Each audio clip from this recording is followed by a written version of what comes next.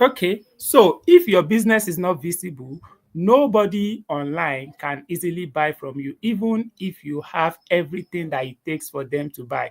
It's just like an example. Somebody have a very good skill, a data analyst, and then the person cannot show himself to people that he is a data analyst. So nobody is going to give the person job. So that is just like somebody selling a product. Even if the person have lot of product inside his shop or inside anywhere the product is, and the person cannot prove himself out to people. It's just like Dangote. We should see Dangote storing up cement inside his factory, and then he's not advertising himself that, oh, I actually have cement, so if you're interested, come and buy. Or he's not bringing that trailer that used to load cement, he's not using it to supply it to people. After he has advertised himself, he is now doing the needful by taking those trailers to get that product to those people.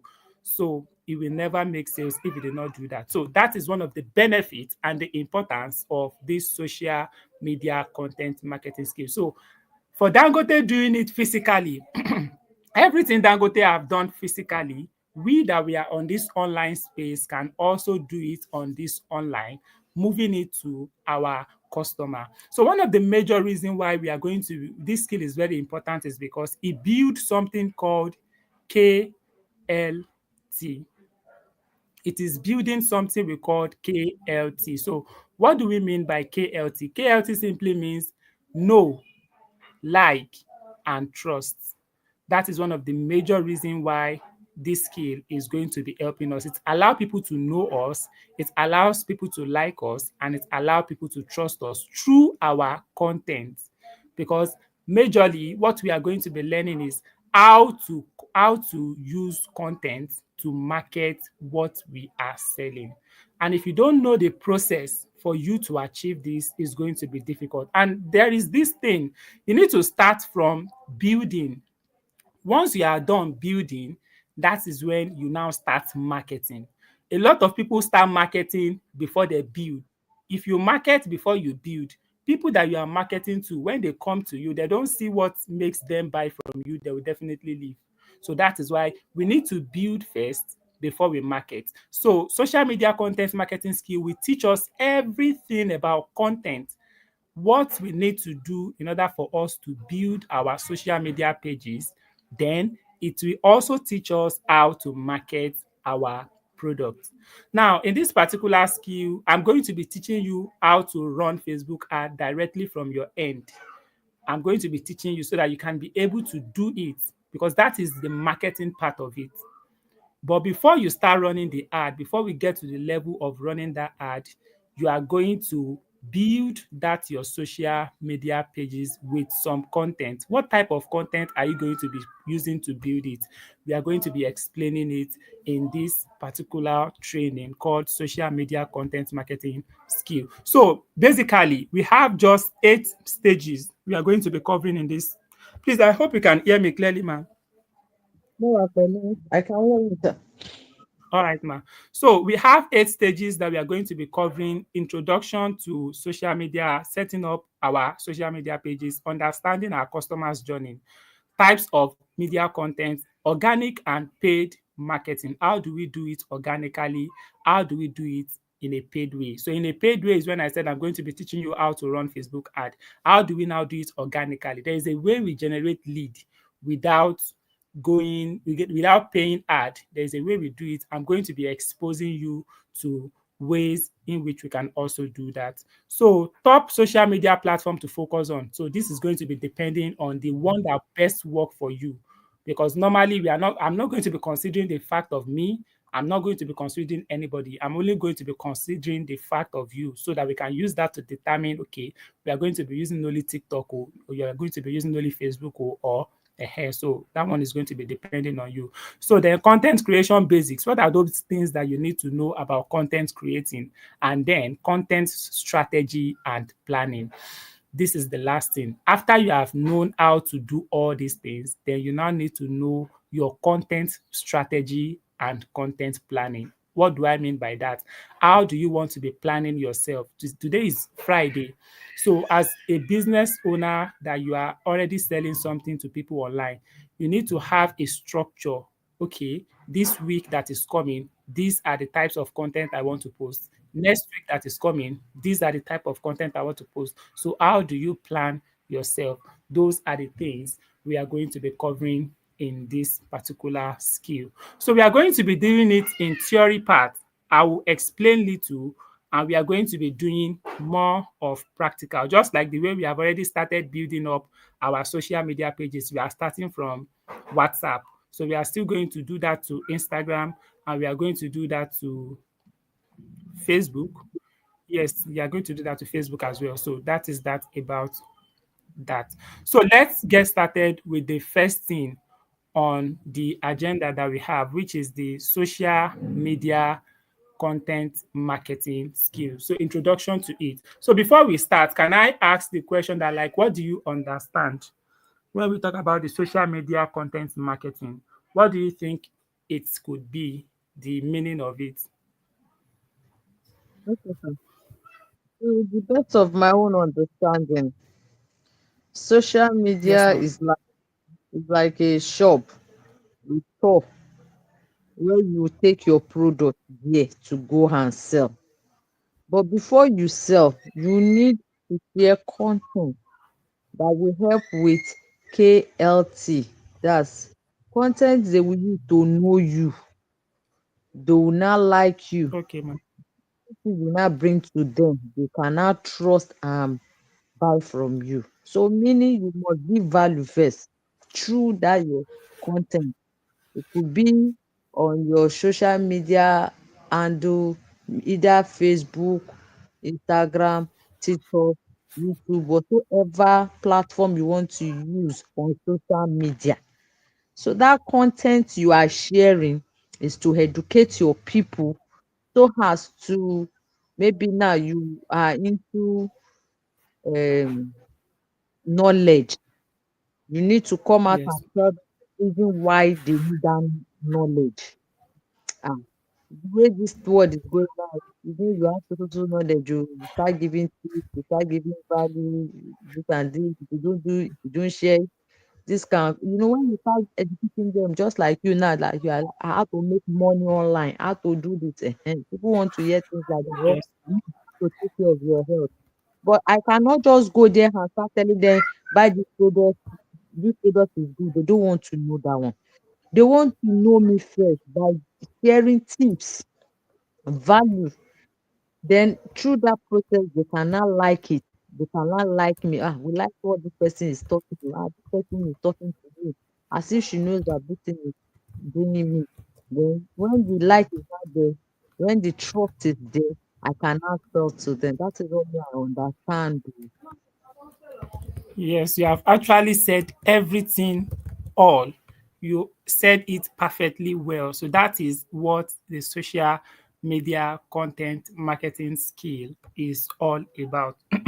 So now the theoretical part of it in a nutshell, that's exactly what you have explained. So now for us to practicalize everything you have said, that is why we are here to put you through on how to go about it. A lot of people also know it like this, but not everybody know the step for them to follow in order for them to practice this thing. And it is only when you practice what you know that is when it will yield results. A lot of people try to practice it anyhow. Okay, let me just post anyhow. Let me post anyhow.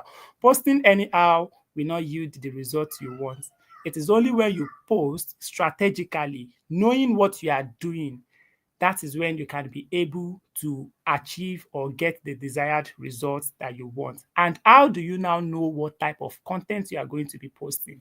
So that is everything we are going to be teaching. When you know the lot of types of content that we have, then you can now decide in your mind that okay, today I will be posting this type of content only.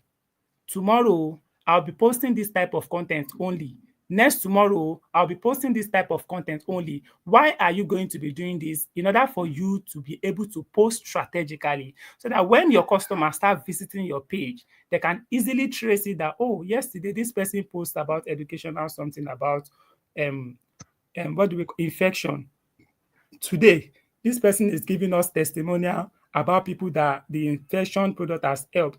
Next tomorrow, oh, this person is giving us inspirational post on infection. I hope you are getting it now. So that is why we are here to learn everything it takes for us. So I'm going to just start with short meaning for more understanding of what it is all about. Because in this module one, we have little things to cover. Because if you don't know all these theoretical parts of all these skills, to implement the practical is going to be difficult. It is when we keep something in our brain or we have something inside us, that is when we can think about it and implement it. So I'm going to be breaking it down, taking it one by one for better understanding, because in this module or the stage one of this training, which is the introduction, I'm going to be explaining in a just short way so that we can move very fast, because more of it is practical. The only theoretical part is just for you to be able to understand. And when we are practicing it, you can then remember and then be doing what you have learned. So in this stage one, we are going to be covering just simple meaning of what social media marketing is. Like I'll just explain short. I will also explain what content marketing is.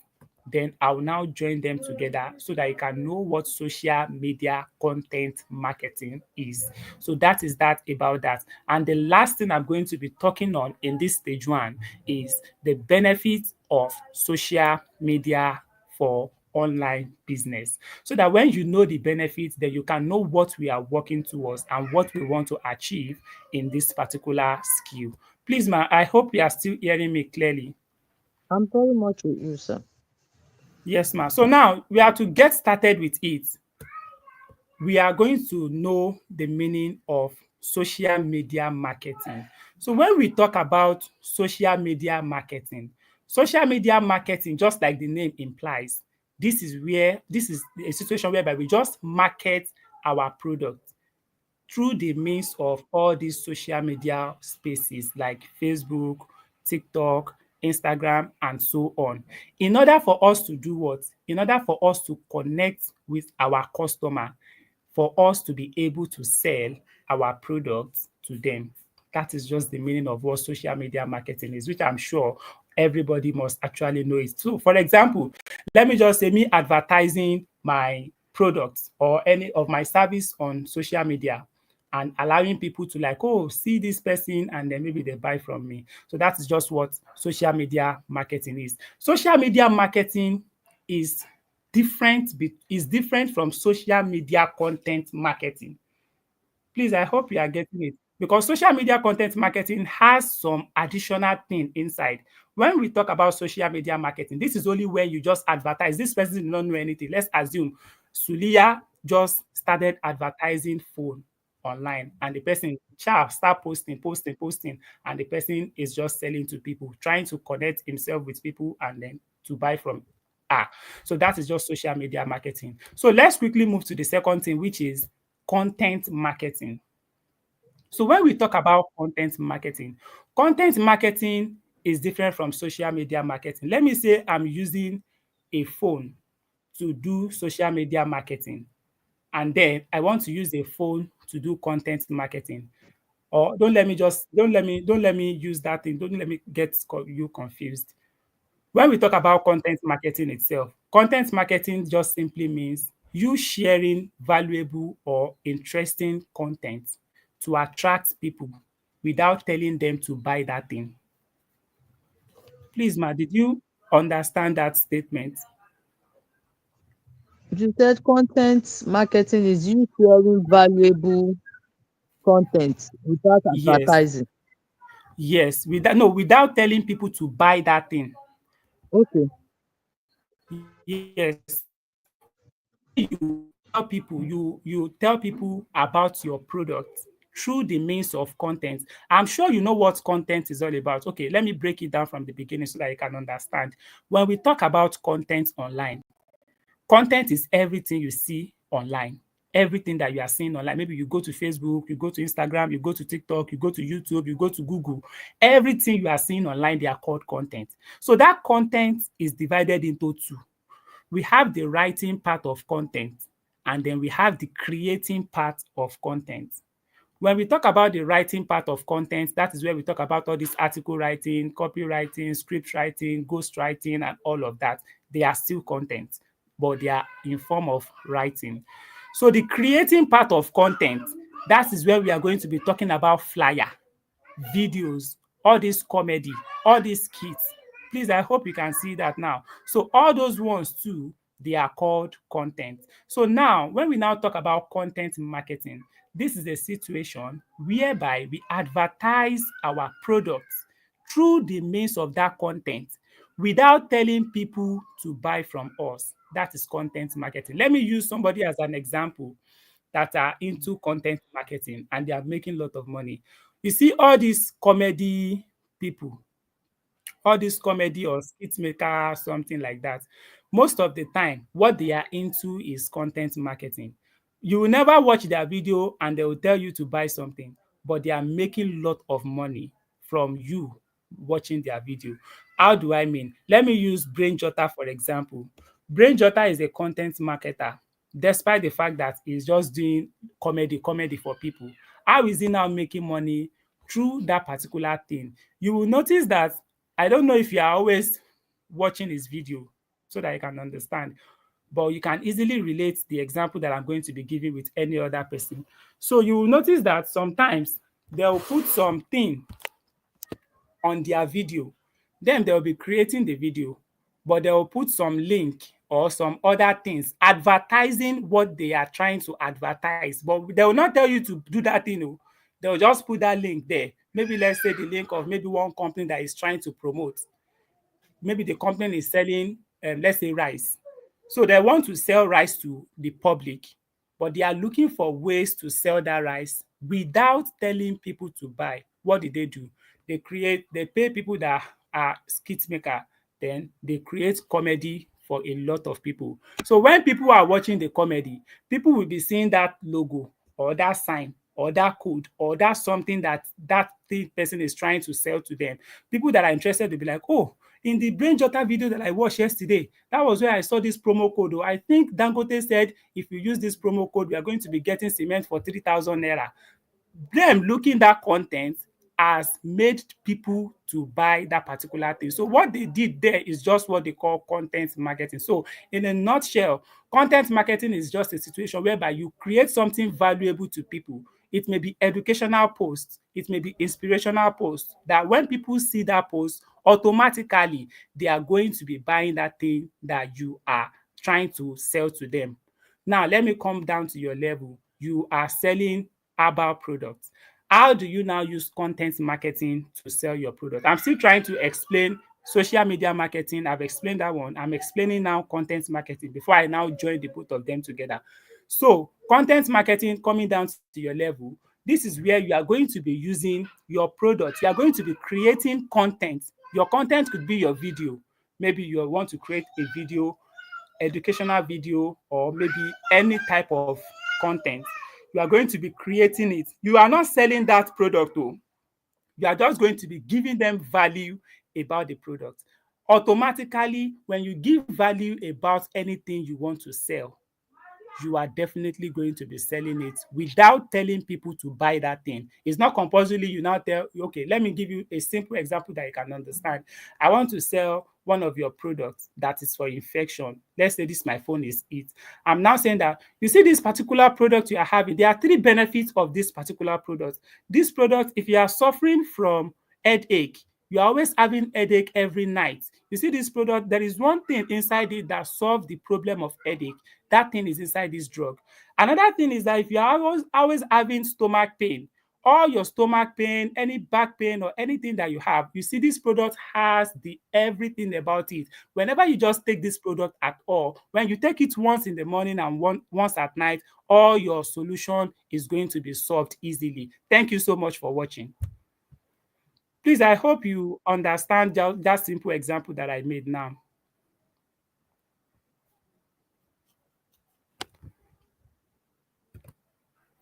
Hello, ma.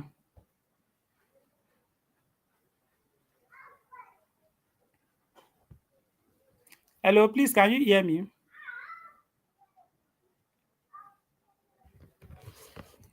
You can I'm unmute I can hear you, sir. Mo ń gbọ́. or Mo or mọ̀ pé mo fi mic yẹn sí mute. okay. Like share understand the example tí mo give yẹn nísìnyí. Bẹ́ẹ̀ni, ẹ sọ fún mi wípé èmi tí mò ń ta herbal remedy ń sìn, ṣé ẹ ti understand? Yes, ma'am. Lára àwọn content tó yẹ kí n máa ṣe, you said educational and valuable Yeah. content. I'm even How still have going to explain those type of content for you, Tabadebe. okay, Eh, ẹ wá ṣáàtì wípé if you know you are having headache at night, okay, then. herbal remedy can help you because of what is inside. This what is inside can help you with the headache and take care of the health condition. Yeah, yes. You are just going to be listing the benefits or valuable information about that thing. Tẹ́ bá ti lè list valuable information, it's not necessarily you need to put call to action to tell people to buy that thing. That is for content marketing. Tẹ́ bá fẹ́ ṣe àwọn oríṣiríṣi content òun nìyẹn. But normally, as a copywriter, tẹ́ ti wá lẹ́nìí mọ́, you need to always include call to action because call to action will now let them do whatever you want them to do. Ẹ mọ̀ pé normally ìgbà míì èèyàn lè create content kó má fẹ́ kó ra oògùn yẹn kó kàn fẹ́ kó jẹ́ kó join ní class ẹ̀ ni.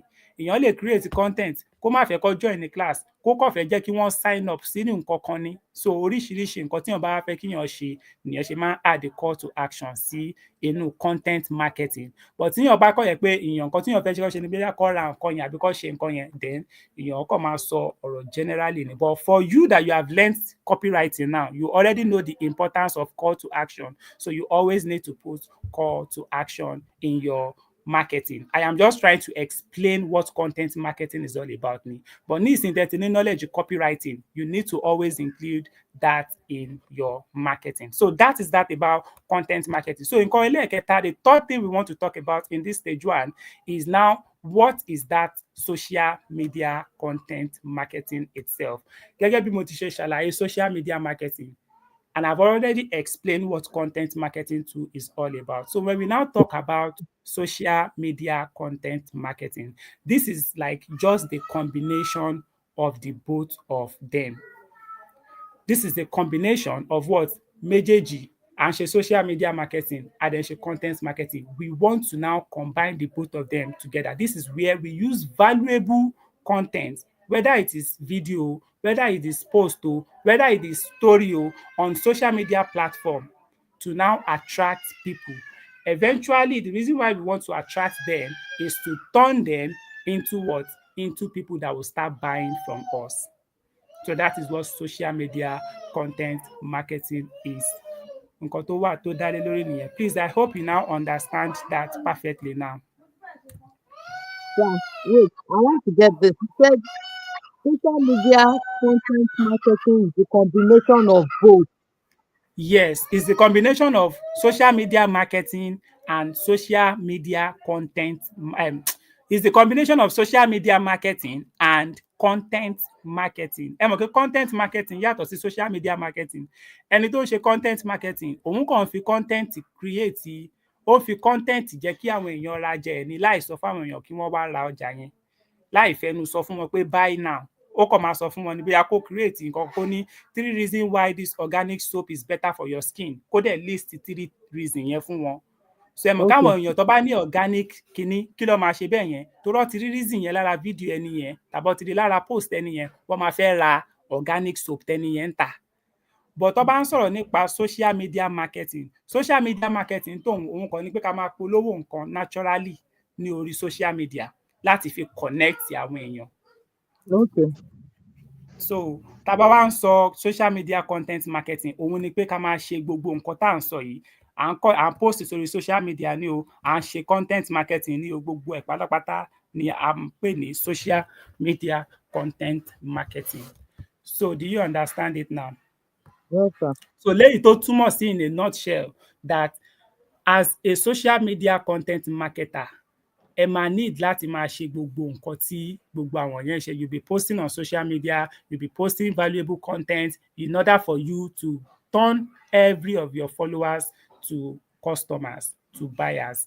So ẹ lè ṣe through posting of content, ẹ dẹ̀ lè ṣe. So that is that about that. So are we on the same page now? Sir. Alright, so the next thing tá a fẹ́ sọ̀rọ̀ nípa nínú stage one social media content marketing wa is the benefit of social media for online business. Kí ni benefit tá a máa ń rí nínú social media tá a fẹ́ learn yìí? Kí ni àwọn benefit tó máa ṣe fún wa? Before I start, can you tell me any benefit you think this skill is going to expose you to? Mo tiẹ̀ ti sọ láìmọye ìgbà náà ṣá, I'm sure you can always know it. Ṣèbí benefit ni wípé kí n persuade àwọn èèyàn, kí n motivate That's for wọn. copywriting. Copywriting láti máa ń persuade, marketing a kàn fẹ́ Ní tajà ni. ṣèbí kán ti ra ọjà mi ni. Bẹ́ẹ̀ ni, like what's the benefit of social media marketing? Is to trust, to know me. Exactly. Trust yẹn Me. gangan. Yes, to know you, to let them trust you. That is it.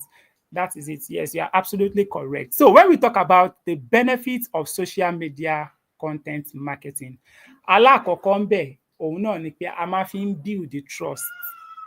Tí a bá fi lè build the trust, ẹ rí i pé àwọn nǹkan tí mo ní ká máa post valuable thing àtàwọn oríṣiríṣi nǹkan tá a máa post later.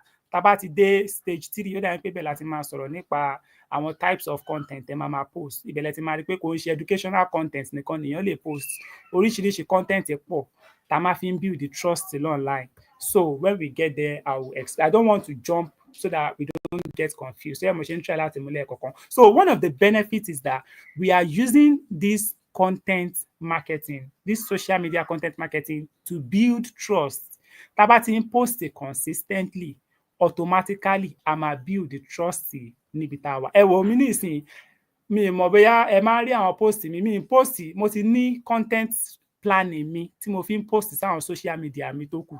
Ibi tí mo máa ń post sí everyday tí mo fi ń build the trust mi làwọn customer mi tó wà ní inside mi, tó wà nínú WhatsApp mi, àwọn ni mo máa ń post fún láti máa educate wọn, láti máa jẹ́ kó mọ bó ṣe ń ṣẹlẹ̀. Mo ń carry wọn along, so they will always feel within me. They will always feel inside me. They will always know what is currently happening. So I'm already building trust. Anything bá fẹ́ ṣẹlẹ̀, they can easily vouch that no, that African Princess ò lè ṣe báyìí. African Princess nǹkan tó ń ṣe lọ́wọ́ leléyìí. So they can easily know. So we use that to build trust.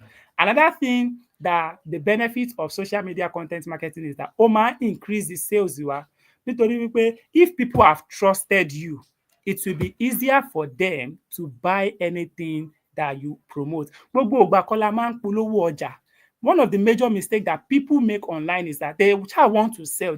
You will sell, but you need to do something before you sell. If you did not do that thing, you will not sell. Even if you put that product there, put it there every single day, people will not buy it. But when you give them something first, strategy kan ni, tá bá fún wọn ní nǹkan, lọ́ máa fi ra nǹkan tá fẹ́ tà fún wọn. People are not ready to bring out the money if that thing is not valuable. So most of the time, for you to be learning this skill now, you should know in your mind that, okay, it's not like I want to sell every day. You will sell every day, but the strategy is that you are going to be giving them some things, then you will now be selling label every day. How do I mean? When you give them content that are good, some content that they are getting value from every day, ìgbà tẹ́ bá ti lè sọ pé ẹ fẹ́ ṣe nǹkan báyìí, because they've already trust you that ẹni yìí the dot kìíní tí máa ń rí all the time, product wọn da gan, gbogbo benefit product wọn mo ti fẹ́ mọ̀ tán, product tó polówó tán náà wọ́n fẹ́ tà yẹn, mo gbúdọ̀ wà níbẹ̀, mi náà gbúdọ̀ ra ẹyọ kan nínú ẹ̀, even nǹkan tún náà wọ́n máa ṣe tà mí kan ní next week, tí next week yẹn náà mo fẹ́ rà. And before you know it, because you have built your trust over time, anything you now want to be selling is going to be 100% easier for you. So that is it. We use it to build trust and we use it to increase our sales. That is one of the second benefit of it.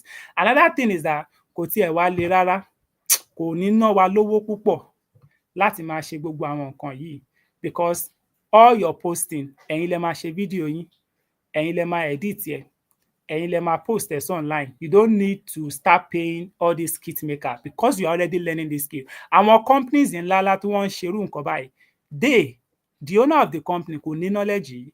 Torí ẹ̀ lẹ ṣe máa rí pé tí company bá wà, wọ́n máa ń ní àwọn marketing team, wọ́n máa ń ní àwọn advertisement team, wọ́n máa ń ní oríṣiríṣi team. Àwọn wo ló ń gbà sí team yẹn? Àwọn irú àwa tá ní knowledge báyìí, ló máa ń gbà síbẹ̀, ló máa ń sanwó fún. Àwa la máa fún àwọn production team ní nǹkan tó yẹ kó ṣe, ó yẹ ṣe báyìí, ó yẹ lọ market ẹ̀ báyìí. Wọ́n ṣe pé àwa la fẹ́ lọ bá wọn tajà o, a máa fún wọn ní strategy bó ṣe máa ń ṣe. So àwọn big companies yẹn ló máa ń ṣe bẹ́ẹ̀. So but because you are just a one man business, so you need to have all these things in yourself so that you can be able to implement them. Then when you start growing, 13 grow, then you now start delegating. Because ẹ ti mọ̀, ẹ máa sọ fún èèyàn, okay, Sílífà jọ̀ọ́ bá mi ṣọ́ bí báyìí. Nǹkan tí mo fẹ́ máa ṣe lórí page mi ni pé mo fẹ́ kó máa bá mi ṣe nǹkan báyìí, mo fẹ́ kó máa bá mi ṣe nǹkan báyìí. And that is how you grow. Before you know it, then you can now expand a lot. So that is another thing. Low cost ni fún ẹni tó bá ti learn a skill yìí. Another benefit that is going to be doing for you is that it gives you direct access to your customers. For you to have this skill, because you have been able to post them content regularly, please, you have to be consistent, man. Like immediately when we get to the practical part, about the best post, ẹ gbọ́dọ̀ wà consistent. You are not just posting randomly. That's why I told you that we need to take it one step at a time. Tẹ́ bá ti understand, bẹ́ẹ̀ ṣe ń learn ẹ̀ understand díẹ̀ yìí. Tó bá dé àwọn àyè kan, yín náà máa ti rí pé okay, nǹkan báyìí ló yẹ kí n ṣe, nǹkan báyìí ló yẹ. Tẹ́ bá ti dé àwọn time tẹ́ fẹ́ bẹ̀rẹ̀ sí ní máa post, you have to have your calendar. And then tẹ́ bá ti wá ní calendar yín, you now need to be consistent. Nǹkan kan ò gbọdọ̀ dí yín lọ́wọ́ láti máa post ẹ̀. Because inú consistency yẹn ló máa jẹ́ kí visibility yín jáde. Tí visibility bá dẹ̀ fi lè jáde, inú ẹ̀ ni àwọn what do we call it, building of trust ti máa wà. Torí for example, ẹni tí ò mọ̀ yín lánàá tó bá bẹ̀rẹ̀ sí ní rí valuable content yín, tó bá rí lénìí, automatically algorithm máa gbé padà lọ fẹ́ni yẹn lọ́la. Tẹ́ bá post lọ́tùnla, algorithm máa tún gbé padà lọ fẹ́ni yẹn. So bó ṣe máa ń rí online, nǹkan tá bá ti wò lẹ́ẹ̀kan, tá bá pẹ́ níbẹ̀, maybe a kà nǹkan tó kọ síbẹ̀, tó bá dọ̀la tẹ́ni yẹn bá tún post, Facebook á tún gbé kinní yẹn wá fún wa. Bó bá jẹ́ Instagram ni á tún gbé wá fún wa. Tó bá jẹ́ TikTok ni á tún gbé wá fún wa. Tẹ́ bá tún post lọ́jọ́ kẹta, á tún gbé lọ fẹ́ni yẹn. So ẹ wá wò bẹ́ẹ̀ pé tẹ́ bá lè rí èèyàn bíi let's say 500, èèyàn bíi 1000, èèyàn bíi 3000, tẹ́ tí wá ń bẹ̀rẹ̀ sí ní ṣe, tẹ́ wá ń ṣe consistently, definitely èèyàn 3000 á máa rí immediately tẹ́ bá ṣe post ẹ̀. That is why the power of consistency ó matter online, and it is not just posting, it is valuable content. So that is that. Ó máa ń fún wa ní direct access to our customer. We can easily chat them, they can chat us. And again, mo ti sọ eléyìí lẹ́ẹ̀mẹwàá, it increases visibility. Ó máa increase the visibility wa. A lot of people are going to be seeing our brand in a day, because you need to take that your business. Ẹ máa gbé bí business gbọ̀gbẹ́. Nínú ọ̀rẹ́ tí mo ṣe gbé orúkọ mi lélẹ̀ Ọmọ́táyọ̀ Akeem, èmi lélẹ̀ tí mo dá wà. African Prince Alex yẹn mo fi ṣeré látorí business mi gangan nìyẹn. Ó yàtọ̀ sí Ọmọ́táyọ̀ Akeem. Tíyàn bá wá bá mi, èmi lélẹ̀, business mi lélẹ̀, á yàtọ̀ síra wa. So tí máa gbé business mi sórí pé mo fẹ́ ṣe nǹkan fẹ́yàn, I do it as if I'm doing business. Tíyàn bá wá naturally fáwọn ọ̀rẹ́ mi, then I talk to them as if I'm my friend. So that is how you are going to be taking your business. Tẹ́ bá ní ẹ fẹ́ post, you have to be very strict to it every single day. So that is that about that. So gbogbo nǹkan tá a fẹ́ sọ̀rọ̀ lé lórí nínú stage 1 nìyẹn. So I think there is still one thing left that we need to discuss, but ilé just normal discussion ni pé kí ni ìyàtọ̀ tó wà láàrin social media marketing and digital marketing. So kò ń ṣe ìyàtọ̀ kan tó le. Social media kan ní àwọn TikTok, Facebook, Instagram, and all others. But when we talk about digital marketing, that is where we talk about àwọn maybe Google, SEO, and the digital marketing wide gone. So that's why I just said we don't really need to talk more about that. So that is that about that. Please, do you have any question before we move to the second stage of it, under second stage of what is on our agenda, setting up your social media pages? No question, sir. Okay, no problem, ma. So setting up your social media pages, ibẹ̀ níbi tá a dé báyìí. Mo dẹ̀ rò pé ibẹ̀ gan a ti bẹ̀rẹ̀ láti inú some copywriting skill. So what do we mean by setting up your social media pages? This is where we just want to set up our Facebook page, our Instagram page. Ṣé máa lo TikTok? No, ó dàbí pé ti set up TikTok yẹn. I don't think we have something to set up on that one. Because I think Facebook, the last time I ma? mo máa ń lo TikTok. Okay. So have you set Facebook, your mi kì í lò dáadáa. Facebook and Instagram lẹ kí ń lò dáadáa, so we need to know how to use it very well because it's very important. Òun náà wà nínú nǹkan tá a tún gbọ́dọ̀ set up. So setting up la wà báyìí. Ẹ jọ̀ọ́ ẹ fún mi ní bí i 30 seconds.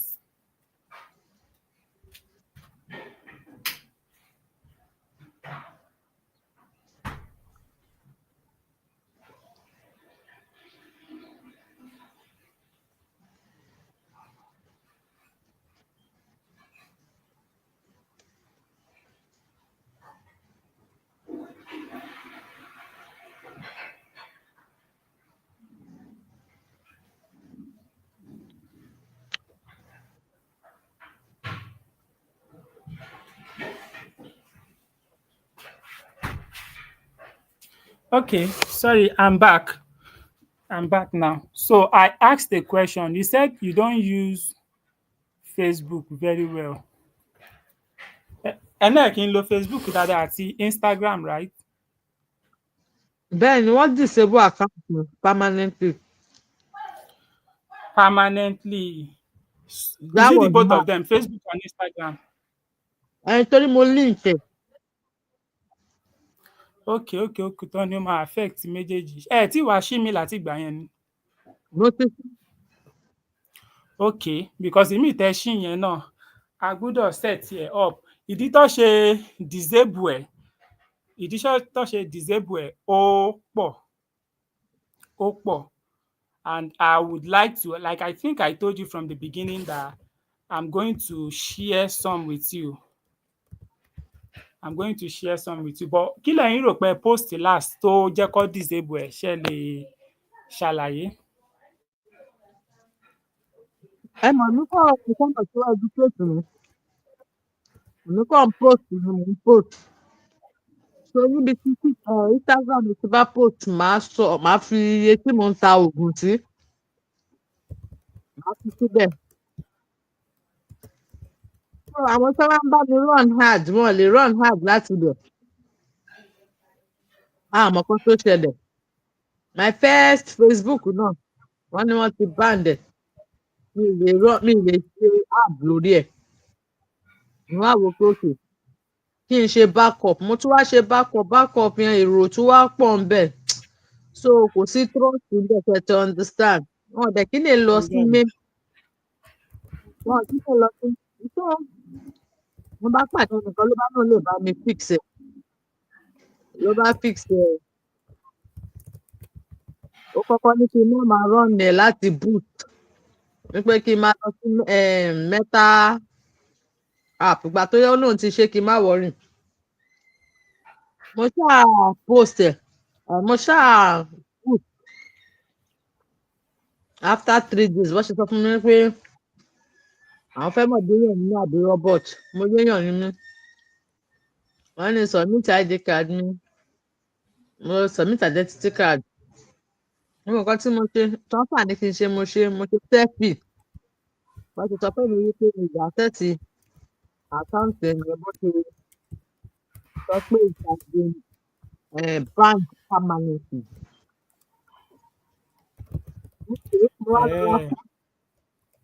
Mo wá lọ ra fóònù mi bóyá kí n lo fóònù mi láti open another one.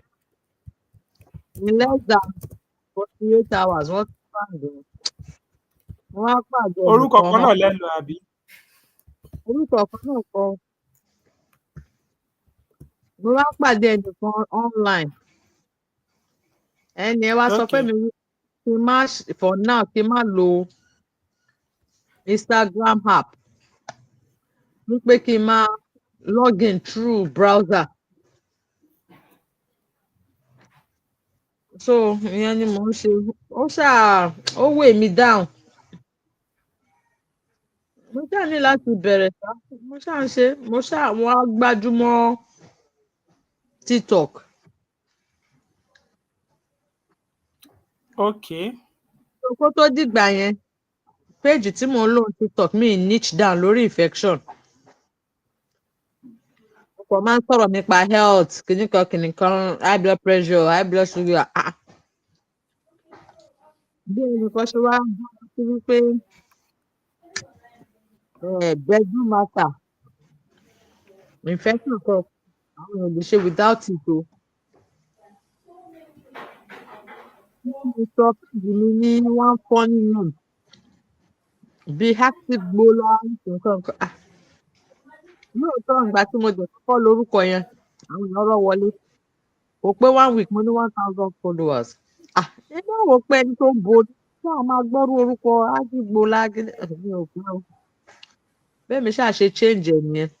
Àtìgbà tí mo dẹ̀ ti change ẹ̀, kò fi bí àwọn èèyàn bọ̀ mo kàn wà consistent wípé nǹkan tí mo fall back nìyẹn. That's the TikTok. So kò Okay jẹ́ ma. bó. So àwọn possible reasons kan wà tó máa ń jẹ́ kí Facebook automatically kó kó ban ní account. Yes, because Facebook too àwọn náà ń ṣiṣẹ́ pẹ̀lú àwọn náà àwọn tó ń regulate wọn.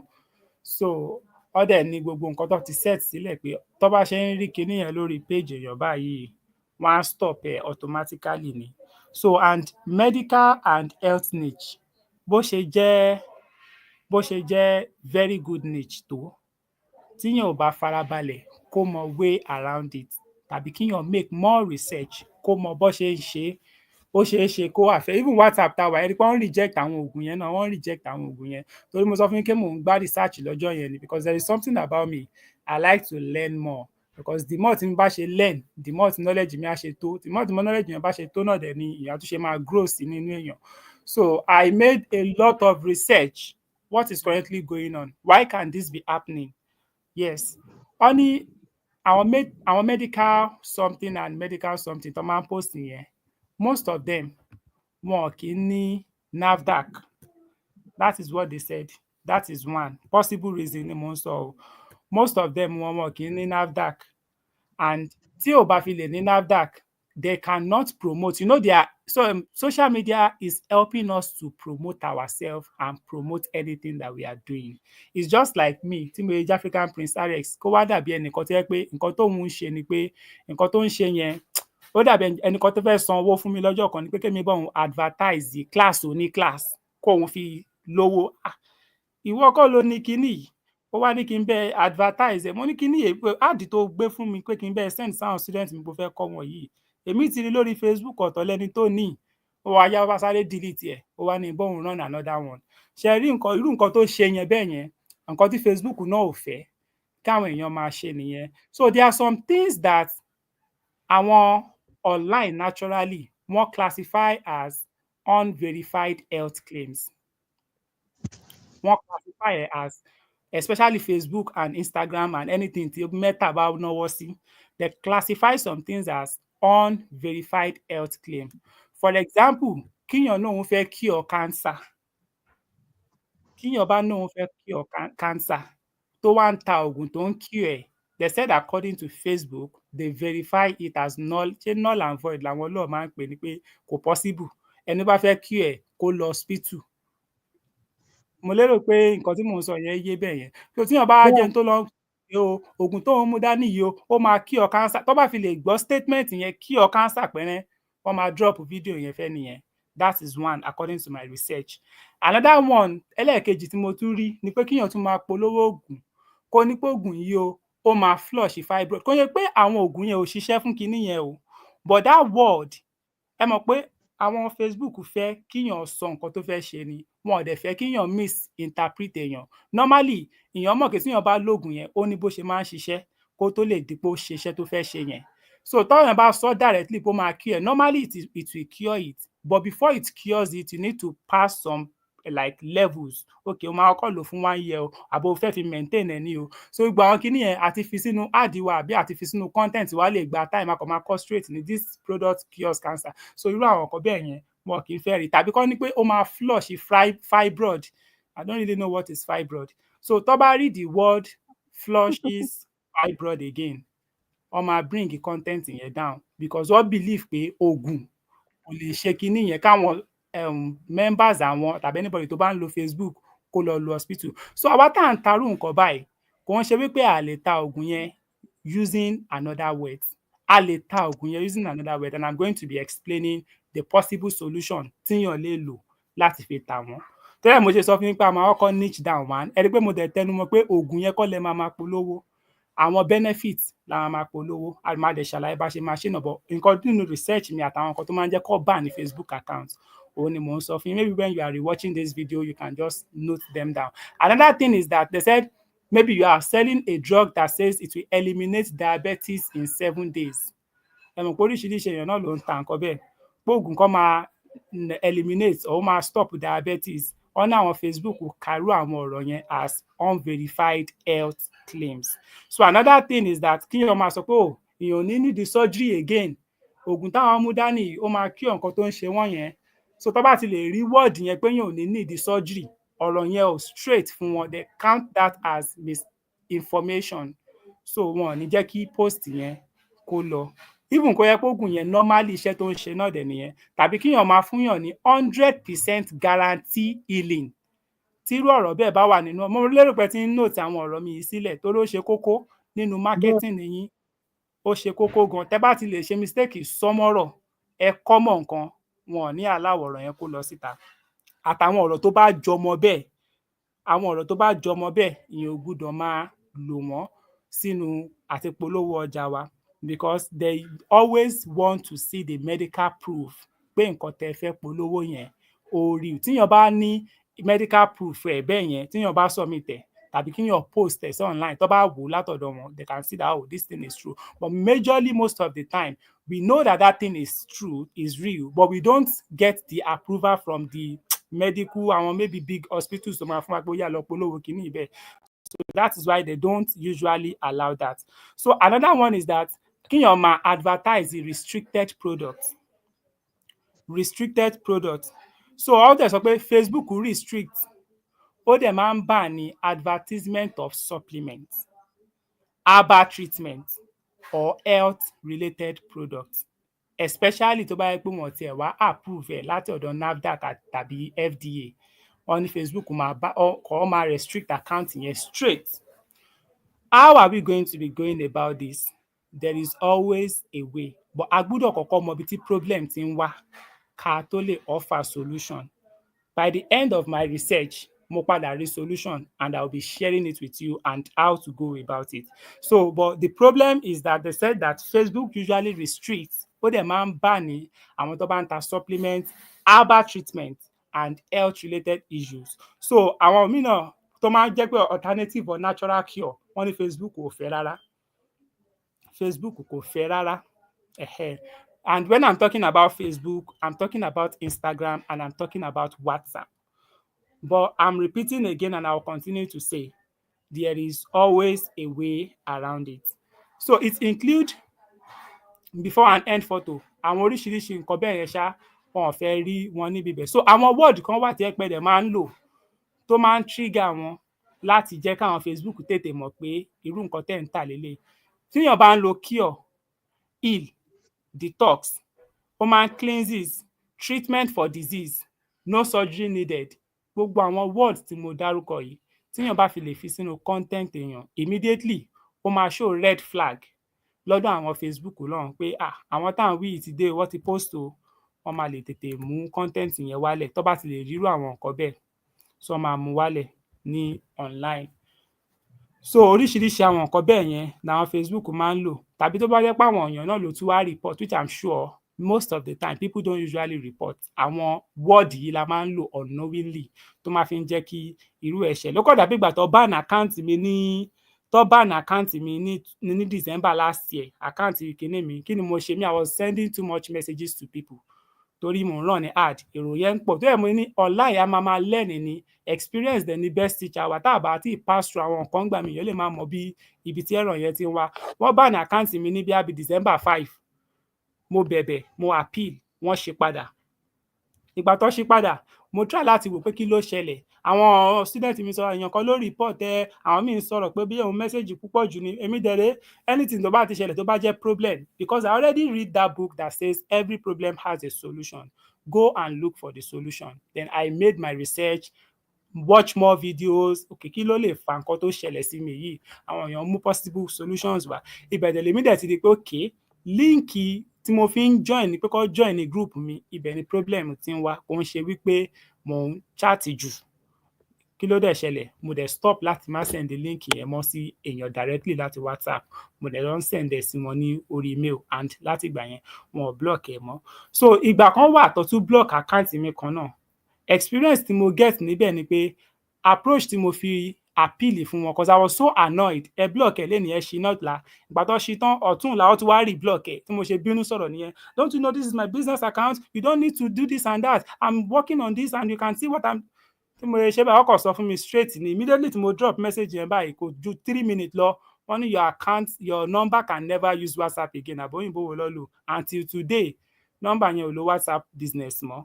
So I always learn from my mistake. Even èyí tí mò ń lò ní ìsìnjọ́ tó block ẹ̀, ó ti block ẹ̀ bí ẹ̀mẹ́ta. Máa appeal gently ni. Ẹ jọ̀ọ́ ẹ bá mi ṣí kinní yìí o. Òun ni mo fi ń ṣiṣẹ́ o. Ẹ má bínú o tí mo ṣẹ̀yìn. Ẹ jọ̀ọ́ ẹ ṣàánú mi o. And immediately ọjọ́ kejì, wọ́n máa ṣe padà fún mi. So I learn as I grow. Oríṣiríṣi nǹkan ló ṣẹlẹ̀. So that is that. So inú business tẹ wà yìí, you will always grow and you will always learn. And part of your learning is why you are here to pay for possible skills that you need to do your business. Àwọn èèyàn pọ̀ tó ń ṣe, but most of the time, inú ilé la ti ń ṣerú business yìí, a kì í sábà ṣe níta. How do I mean? Ẹ wo orú èmi nísìn, ẹ lè lọ wo Facebook page mi, kẹrí bí a bí 140 something thousand followers. Although mo ṣì ń lọ bẹ̀ o, but inú ilé ni mo ṣì ń ṣiṣẹ́ jù sí kí n tó bọ́ síta. So irú business yìí bá àwọn èèyàn ló máa polówó yín níta tó bá yá. Àwọn nǹkan kan wà tẹ́ máa fi padà grow ara yín níta, but inú ilé gangan ni focus yín wà, torí ibẹ̀ gangan ni owó yẹn wà. A máa kó wọn wá láti ìta, kó wọn wọnú ilé. Níbo dẹ̀ nílé? Ilé is WhatsApp. Ìta is Facebook and Instagram. A máa build the Facebook and Instagram wa sílẹ̀ fún wọn. Kó ba lè máa rí pé òkè inú ilé tó ń bọ̀ yìí, nǹkan tó ń wá ó wà ńbẹ̀. Òun ni mo ṣe sọ fún yín pé a ní polówó oògùn directly ní WhatsApp, ní Facebook àti Instagram. Content tó wà valuable la máa fún wọn. A dẹ̀ máa try láti avoid àwọn ọ̀rọ̀ tí mo ti sọ yìí. Tá bá ti try láti ṣe, tá ti ń fún wọn valuable content lọ́nbẹ̀ yẹn, inú ilé láti máa bá wọn sọ̀rọ̀. Kíní yìí máa kí o eléyìí fún yín, ó máa ṣe báyìí fún yín. Mo lérò pé ó ń yé bẹ́ẹ̀ yẹn lọ. Bẹ́ẹ̀. Another thing tá dẹ̀ rí ńbẹ̀ ni pé ọ̀nà ẹni tó bá ń tajà náà online, selling without website or privacy policy ńgbà míì, ó máa affect. Ṣé rírú oògùn tẹ́ ń tà yẹn, ká jẹ́ wípé ẹ ní website ni.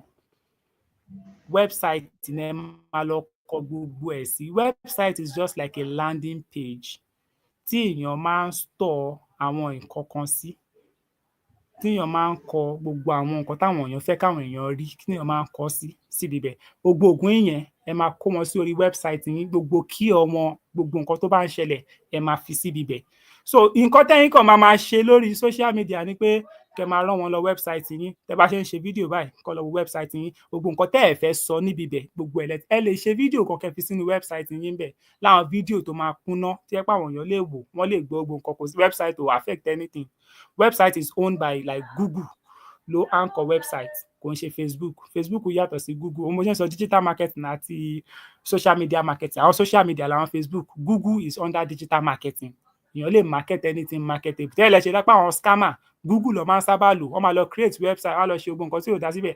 Àwọn èèyàn wá kọ̀ wá Facebook àti Instagram lọ rán ní ad kan tí ò gbádùn. Wọ́n á rán wọn lọ bíbẹ̀, gbogbo èèyàn lọ máa waste wọn. So oríṣiríṣi bẹ́ẹ̀ ló wà online. So ẹ máa ṣì need láti create website. In the long run, mo mọ̀ pé ẹ lè má ti lè capable àti create ẹ̀ báyìí, but you have to have a website.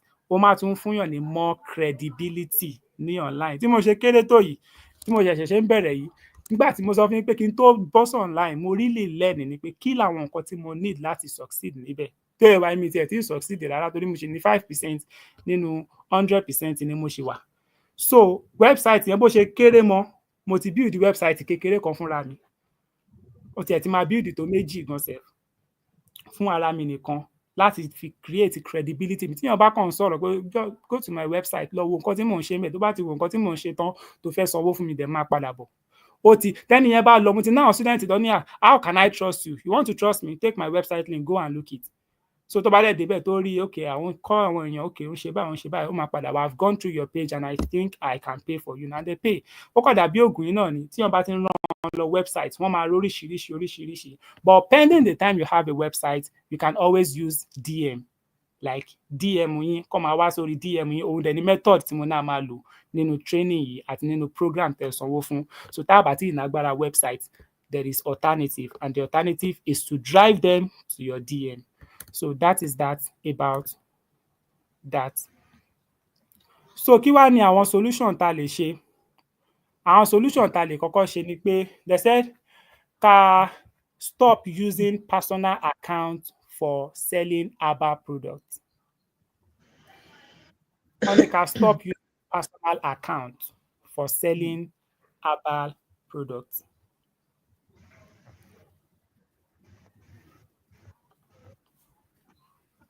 Wọ́n dẹ̀ ní ká lo landing page àti àwọn website tí mo sọ yẹn, kíyàn dẹ̀ fi gbogbo àwọn full information èèyàn, disclaimer, contact details and all of that kíyàn lò. So run ad from a registered business page. Business page yín tẹ́ máa fi run ní ad ó gbúdọ̀ ti wà registered. So àwọn nǹkan tó dẹ̀ ní ká máa post sí online tí mo sọ fún yín, ibi tá a dé gangan lélẹ̀ tá a máa fi wà online tá a fẹ́ fi kó wọn wọlé, wọ́n ní ká máa post lifestyle content, educational content ká ba lè fi drive traffic wá sí inú WhatsApp wa. Ká dẹ̀ tún máa post àwọn testimonials, nǹkan táwọn èèyàn rà lọ́wọ́ wa, àwọn reviews, nǹkan táwọn èèyàn fún wa tó ti rà lọ́wọ́ wa, review tó wá ń dá padà lórí nǹkan tó ti rà, bá a ṣe máa ń deliver gbogbo àwọn post yẹn, àwọn nǹkan tá a máa post nìyẹn, torí àwọn yẹn ló máa build the credibility tí wọ́n bá ti dé. Nǹkan ẹyọ kan péré la fẹ́ ṣe lẹ́yìn tá a bá ti set up gbogbo àwọn nǹkan tá a fẹ́ ṣe yìí, òun ni ká wá ad kan tó wà educational tó dẹ̀ máa jẹ́ everlasting, òun la máa run. Tá a bá ti lè run ní ad yẹn, bó wá ṣe 2,000 lẹ fẹ́ máa fi sí lójoojúmọ́ ni o, at least tẹ́yìn náà bá ti mọ bó ṣe ń run ní ad, tẹ́ bá dẹ̀ target dáadáa, niche tẹ́ wà ní everlasting niche ni, everybody ló máa fẹ́ need ẹ̀, automatically rí èèyàn rárá ní a day. Pẹ̀lú tèmi ṣe máa kọ́ yín bẹ́mi ṣe ń run ní ad mi o, èmi ò kí ń réèyàn rárá ní a day, mo máa ń fẹ́ rí tó èèyàn 100 tó máa ń wá ní every single day. Èló dẹ̀ ni mò ń fi sí lójoojúmọ́? Ìgbà míì mo lè fi 4,000 sí, ìgbà míì mo lè fi 3,000 sí, ìgbà míì mo lè fi 5,000 sí ní a day. Nínú èèyàn bíi close to 100 tó bá wá, nígbà míì àwọn èèyàn rẹpẹtẹ, ìgbà míì mo ará àwọn èèyàn tó máa sanwó ńlá, àwọn míì máa sanwó kékeré, àwọn míì ò dẹ̀ ní san rárá. Bó ṣe wà ní pé èèyàn ò ní rẹ́ni tó máa ra ọjà tàbí tó máa join nǹkan tẹ́ fẹ́ ṣe, tẹ́ ti fẹ́ ta ọjà yín. Gẹ́gẹ́ bí mo ṣe sọ pé a máa create class kan ni tí a máa educate àwọn people yẹn lórí product tá a bá fẹ́ tà, a dẹ̀ máa wá tà. So oríṣiríṣi nǹkan tá a bá fẹ́ ṣe bẹ́ẹ̀ la ṣe máa ṣe, tá a máa run ní ad sínú wọn, and then you continue to fix your dates for class, then ẹ máa educate wọn. Màá ṣàlàyé bẹ́ẹ̀ ṣe máa educate náà, ẹ máa educate wọn lórí ẹ̀, ẹ dẹ̀ máa ta nǹkan tẹ́ fẹ́ máa tà, and that is how you continue to do. Nǹkan tó máa kù tẹ́kọ̀ máa ṣe lẹ́yìn tá a bá parí gbogbo ẹ̀ is just that you will start sending orders. Tẹ́ bá ṣe wá ń send order yẹn, gbogbo àwọn screenshot, gbogbo àwọn pictures tẹ́ bá ń yà láti fi máa send ọjà sáwọn tó ń rà lọ́wọ́ yín, testimony àwọn yẹn lẹ máa post sáwọn Facebook and Instagram. Mo lérò pé ó ń yé yín mà. Bẹ́ẹ̀ni sir.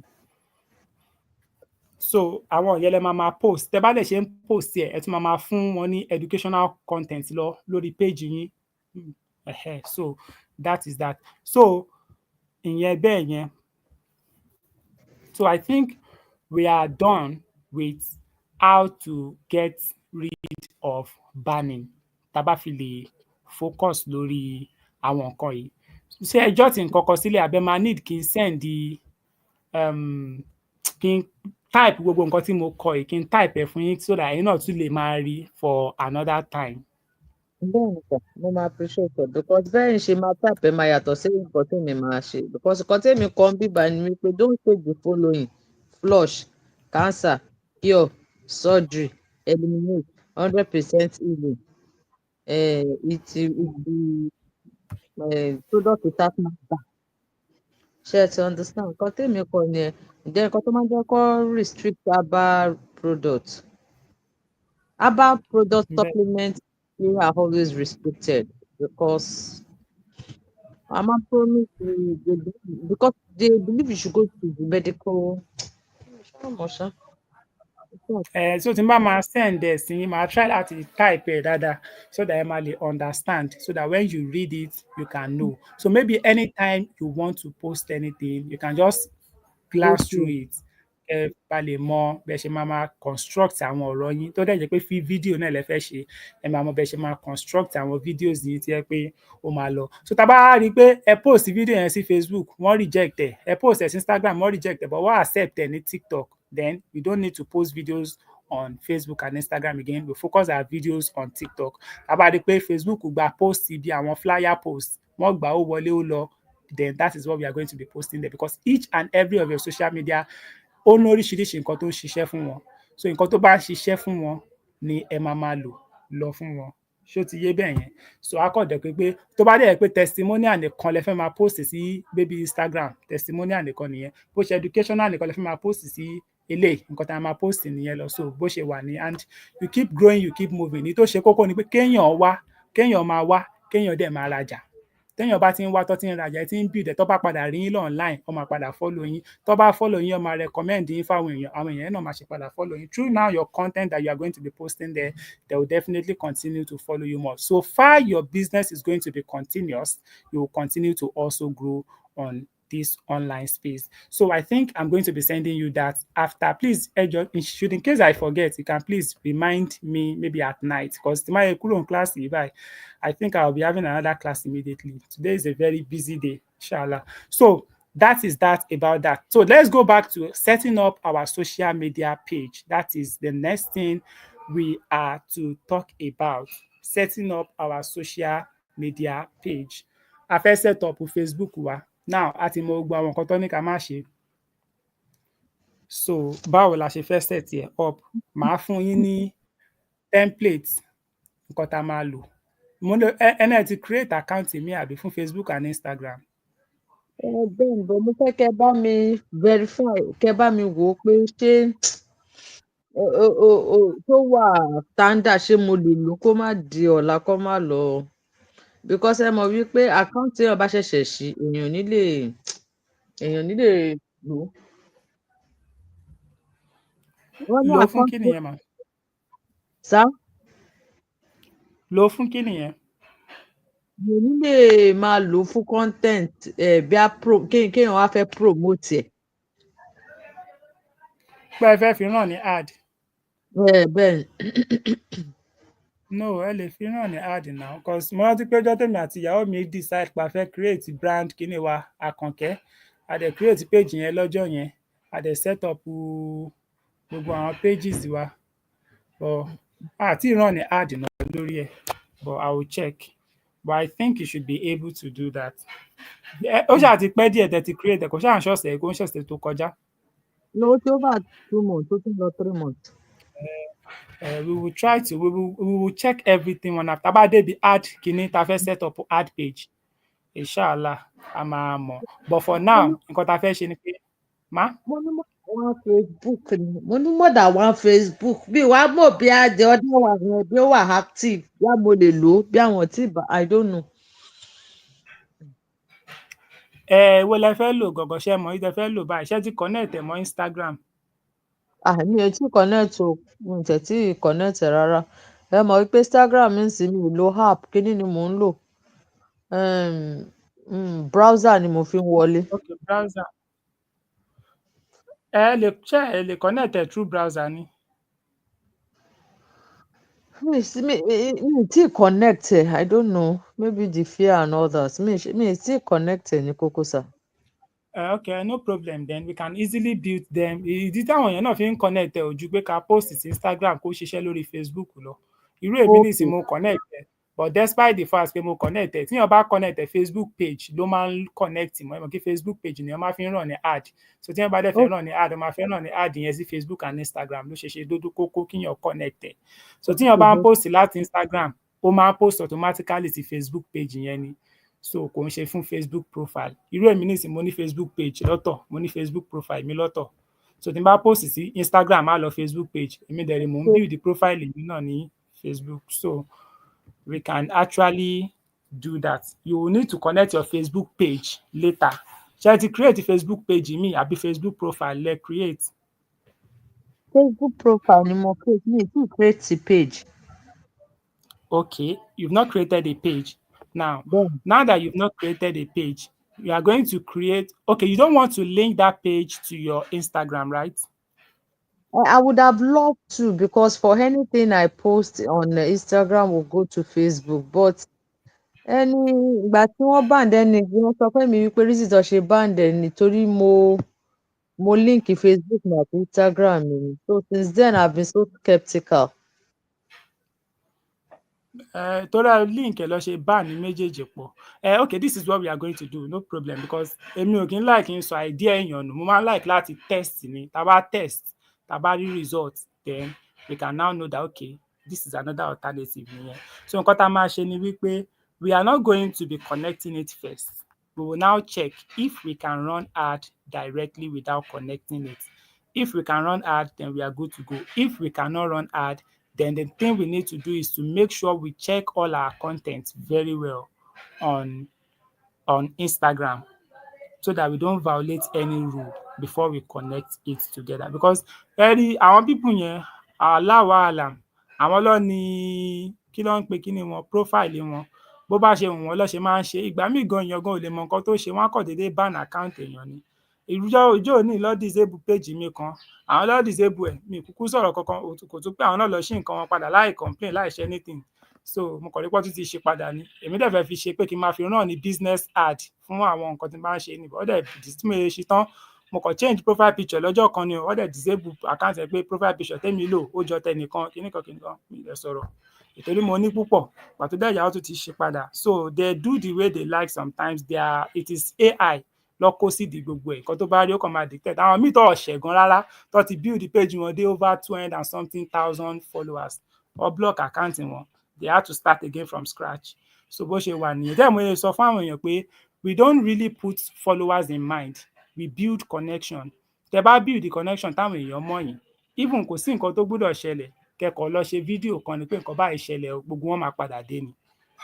Tí wọn ò bá rí yín, wọ́n máa mọ̀ pé nǹkan kan báyìí ń ṣẹlẹ̀, kí ló ṣẹlẹ̀ tí a ṣe. Ẹ wò tí n bá post lọ́jọ́ méjì, àwọn student mi á máa sọ̀rọ̀ ni pé African Princess, I hope you are fine, you have been online, you are not posting. Màá ṣe sọ fún mo busy ni ẹ̀ ní bínú, iṣẹ́ ló pọ̀ o tí mò ń ṣe lè jẹ́ kí n ti rántí pé mi post o. So you can see that there is connection between us.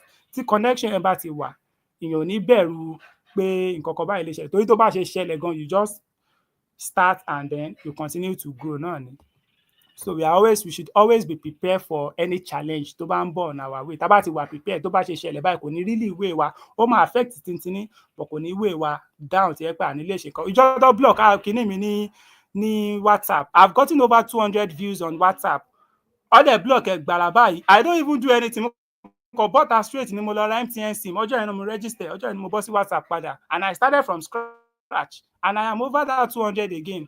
So that is how it is. Tíyàn báyìí ṣé mo kàn lọ ṣe Facebook page mi, WhatsApp just ban my account permanently. So if you are one of my followers, this is my new Facebook. Send me a message if you are interested in still connecting with me. And if you are not interested, no problem.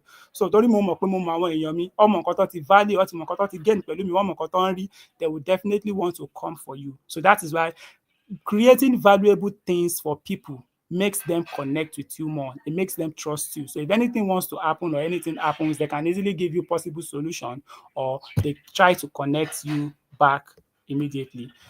So that is it. We are going to be building every one of them. Monica, change the picture yín nígbà kan. Have you changed it? Mo ti change ẹyọ̀kan.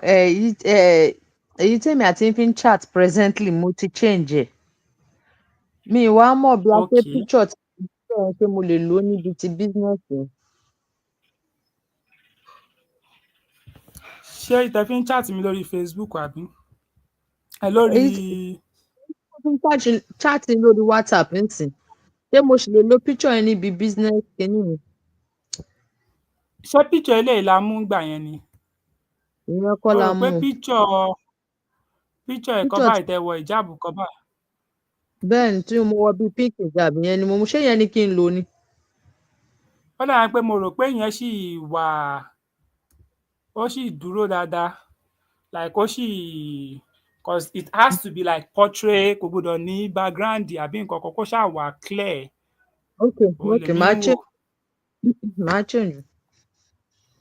So ẹ try kẹ́ fi sí òun, ẹ fi sí Facebook. Tẹ́ bá dẹ̀ pé ẹ like ẹ̀, tó bá jẹ́ pé ẹ ní ìmíì tẹ́ lè ní tó ṣáà wà standard bẹ́ẹ̀ tó dàbí pé ẹ lọ yà á ní studio ni, ìyẹn ni kẹ́ ẹ lò. Kẹ́ fi síbi bẹ̀, because people need to see you as a business something. Tó bá rí pé ẹ serious nínú business yín, then the way you talk to them, then they can put in the eagerness to like know the kind of person you are and then buy from you. But tí èèyàn bá kàn fi anyhow picture sí online èèyàn, kò lè really attract àwọn èèyàn tó fẹ́ ready, àwọn èèyàn tó ready ló máa wá. So ìjọ́ tẹ́ bá put professional something, táwọn èèyàn tó ready gan bá dé, tẹ́ bá ṣe bá wọn sọ̀rọ̀ báyìí, wọ́n máa mọ̀ pé ó dàbí pé ẹni yìí ò ṣeré o, kọ̀kọ̀ báyìí lẹni business lẹni ìfẹ́, nǹkan tó ń tà ló ń tà o. So torí bó ṣe wà online oríṣiríṣi àwọn èèyàn ló wà ńbẹ̀. Èèyàn gbúdọ̀ gbéra ẹ̀ stand out kó tó di pé ó lè attract àwọn èèyàn tó máa wá bá ni.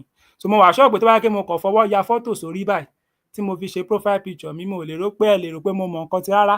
Mo mọ̀ pé ṣé ọ̀bọ eléyìí, ṣé ẹ dẹ̀ sure pé ọmọ yìí máa mọ nǹkan ṣá. So torí a gbúdọ̀ kọ́kọ́ wà standard, kára wa wà, ká rí i pé picture tó wà ńbẹ̀, okay, this is a professional good picture. Then àwọn nǹkan tá a bá wá kọ síbẹ̀ tá a fi ń help wọn, ó tún wá matter náà. So that is that about that. So we are going to be working on your pages starting from Facebook, Instagram and then WhatsApp. A ti bẹ̀rẹ̀ WhatsApp yẹn, a ti bẹ̀rẹ̀ yẹn tiẹ̀. Okay, ẹ máa change kò ń ṣe picture eléyìí lẹ máa change torí business WhatsApp yín lẹ máa change picture ẹ o. Ẹ lè fi eléyìí lẹ̀ torí normal profile yín leléyìí. Ẹ lè fi picture eléyìí lẹ̀ sí WhatsApp yín bẹ́ẹ̀. But titi business WhatsApp yín ó gbúdọ̀ wà equal sí titi Facebook page yín. Ó dẹ̀ tún gbúdọ̀ wà equal sí ti Instagram yín náà. Okay, so.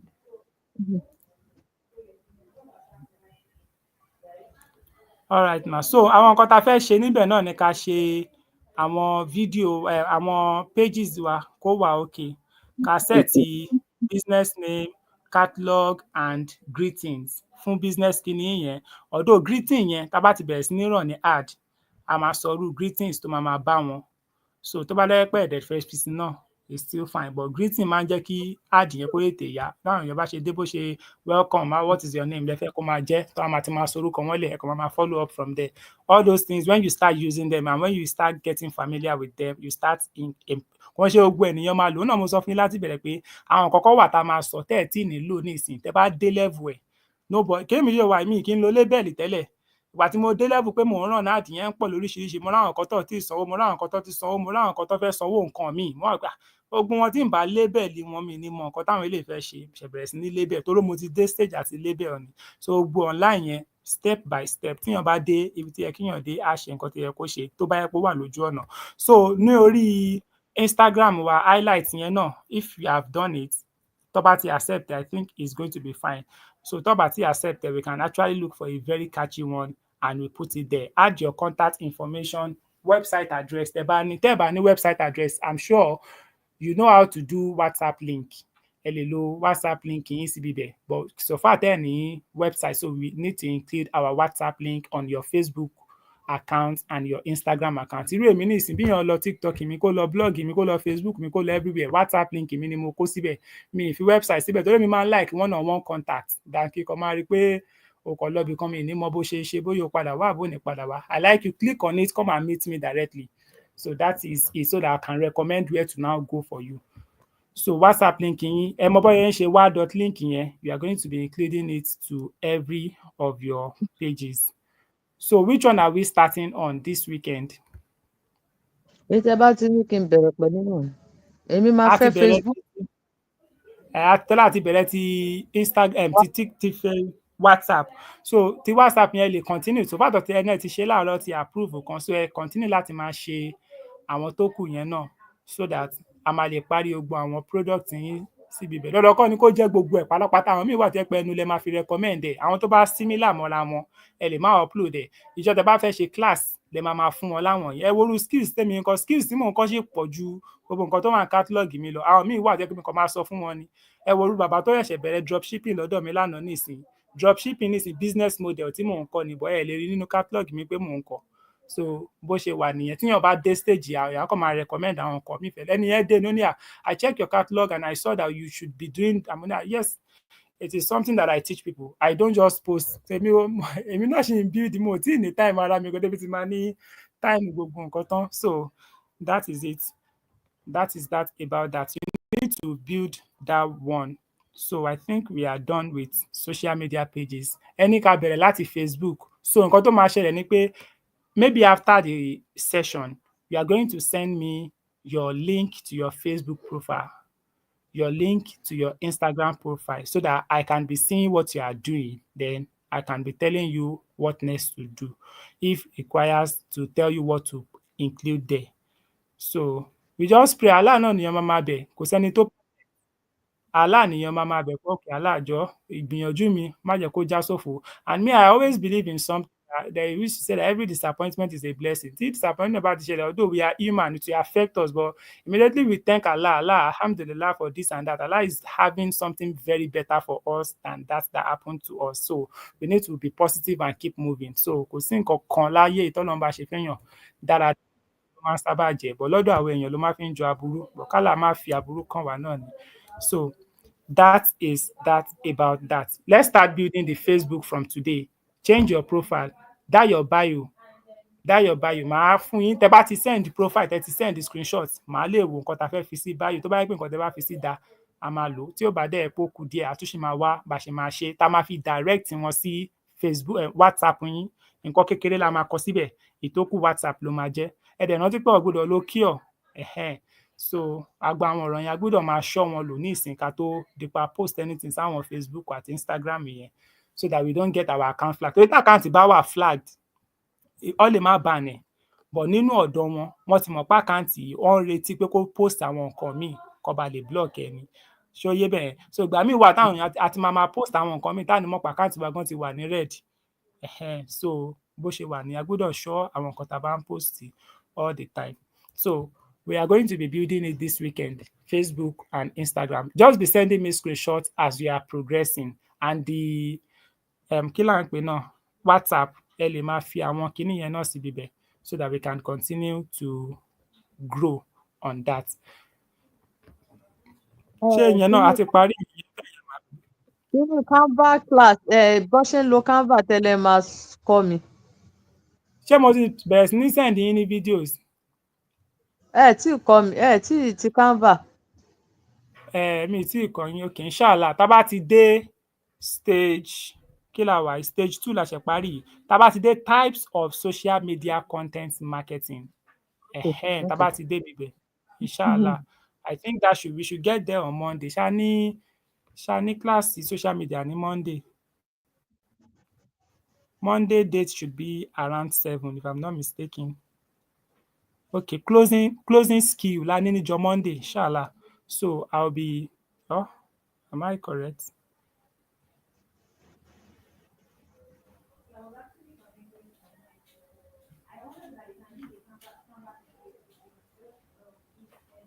Níjọ́ Monday on the 7th of 7. Yeah, closing skill la ní ní Monday. Closing skill la ní.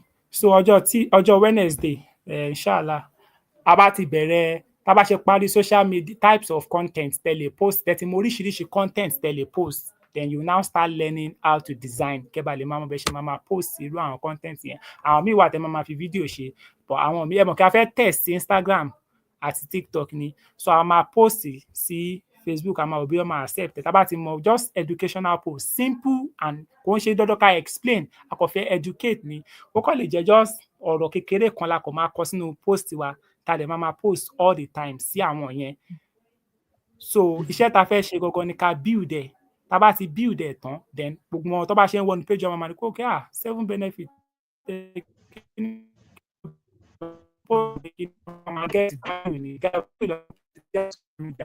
So I'm going to teach you how to do Canva from scratch. Because I don't know what you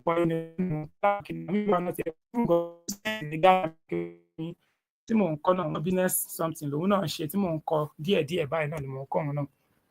So that is that, but wọ́n ti kọjá àwọn designing part yẹn àti kọjá gbogbo level yẹn. So what next What next? What next? So inshallah, before this weekend, let's start working on the building of Facebook. Ẹ jọ̀ọ́ ẹ lè send the message kí n má tètè reply, but I will definitely respond. I will definitely respond. Although náà mo ti ní another ọmọọṣẹ́ tó ń bá mi ṣiṣẹ́ tí ẹ pé àkáǹtì mi gangan ló ń lò. Àkáǹtì mi gangan ló ń lò.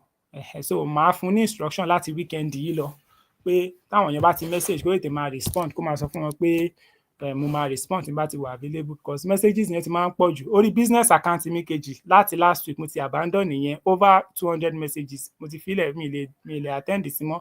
Àwọn èèyàn tó wá láti add ni mo ti pa gbogbo add mi lọ síbẹ̀. So that is it. But inshallah, when you send, I'll check and I'll respond. So tí n bá ti respond, ẹ máa lè ṣe àwọn nǹkan tó bá kù. So I'm sure before Monday we should be done with creating the profile of Facebook and creating the profile of Instagram, and then ó yẹ kẹ́ ti lè upload gbogbo àwọn catalog yẹn náà tán. I think that is that. Then we can move with the next thing on our agenda on social media content marketing. So the third thing we want to talk about in this social media content marketing is understanding your customer's journey. Understanding your customer's journey. Kí lẹ lè sọ nípa customer's journey? Kí lẹ mọ̀ nípa customer's journey?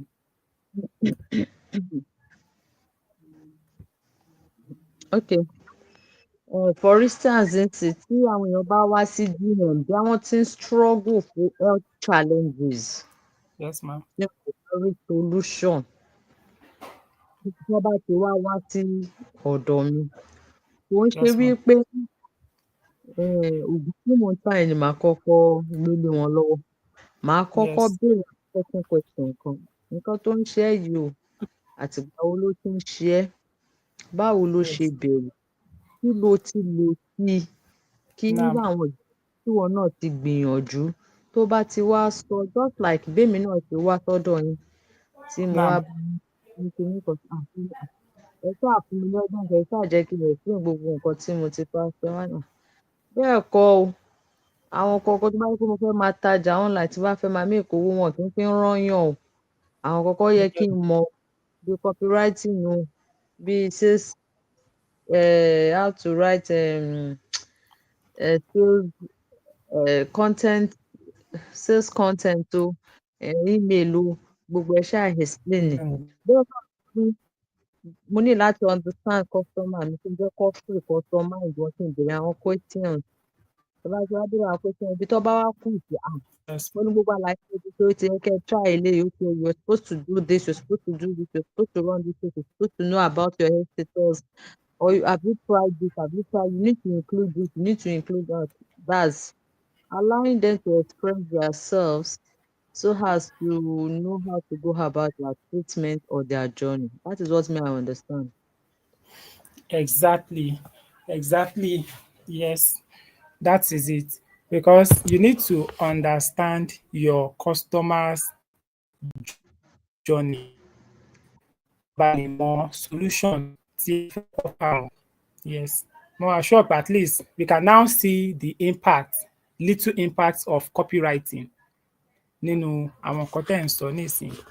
We can see the impact of okay, because normally àwọn mistake táwọn èèyàn máa ń ṣe ni pé ẹ worú ìjẹta woman kan wá sórí DM mi láti add, bó ṣe dé èmi ń béèrè àwọn questions tí ẹ ká béèrè lọ́wọ́ wọn lọ́wọ́ ẹ̀. Ó ní, are you in to ask me this question? I don't have time for this question. Kíníkan. Just go straight to your training, explain to me. Okay, money, no problem. I will explain to you. Kindly save my number as African Prince RX. Oh, then what does your number have to do with this? This and that, this and that, this and that. Only that is why you guys will not make sale. You just be disturbing people with unnecessary questions. There is something about me. What I know, ni mo mọ̀ pé ọ̀nà tó dá ni mò ń tọ́, kì í ṣe sòótọ́ fẹ́ ni bó fẹ́ má àyè sàbí. So tó bá rí kò tí ì dá not making sense bí àti ẹ̀ sọ̀rọ̀ máa lóye, don't worry. So that is why is ọ̀nà kémi make sales ọ̀nà yìí. Mo lè mistake àwọn èèyàn make ni pé téèyàn bá dé láti add tó béèrè pé kí ni tó ń polówó wá fún, wọn kọ́ lè ju wọn ìgbà tó wà nílé. Tó bá jù fún wọn tán, kí làwọn yẹn máa sọ, I'm not ready o, I'm not prepared to listen. Wọ́n á dẹ̀ lọ, wọ́n lose the customer. nìyẹn. Wọn ò ní nọ́mbà ẹ̀ lọ́wọ́, wọn ò ní nǹkankan ẹ̀ lọ́wọ́, ó wá ó dẹ̀ lọ bẹ́ẹ̀.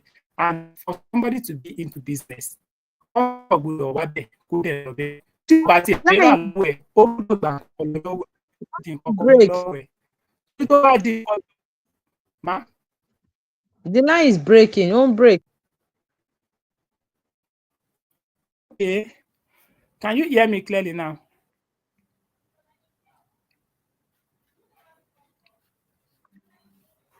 Please ma, can you hear me clearly?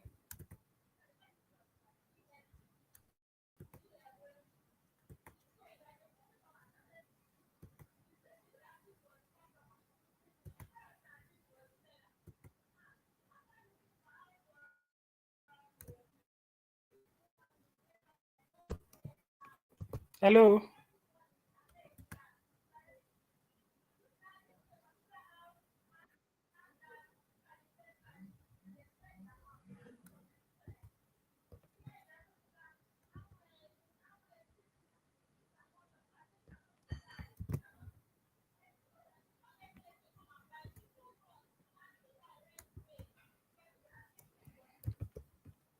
Please, can you hear me now?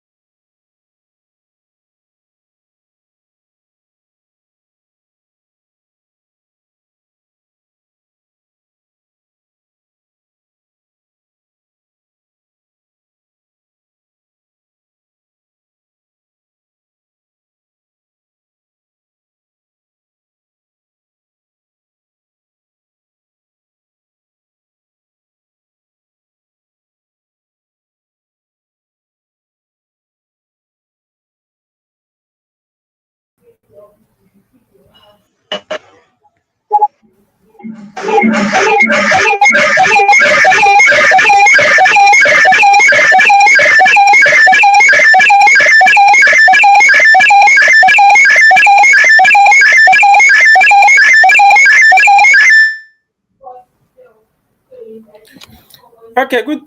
Can you hear me, ma?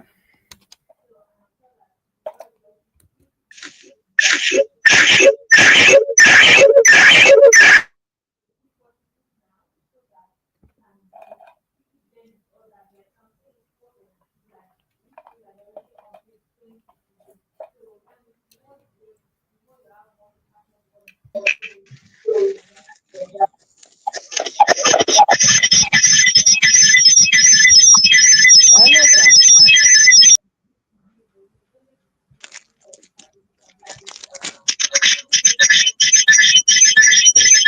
Okay, it's like you are joining with two of your numbers. Ah, la, la, la.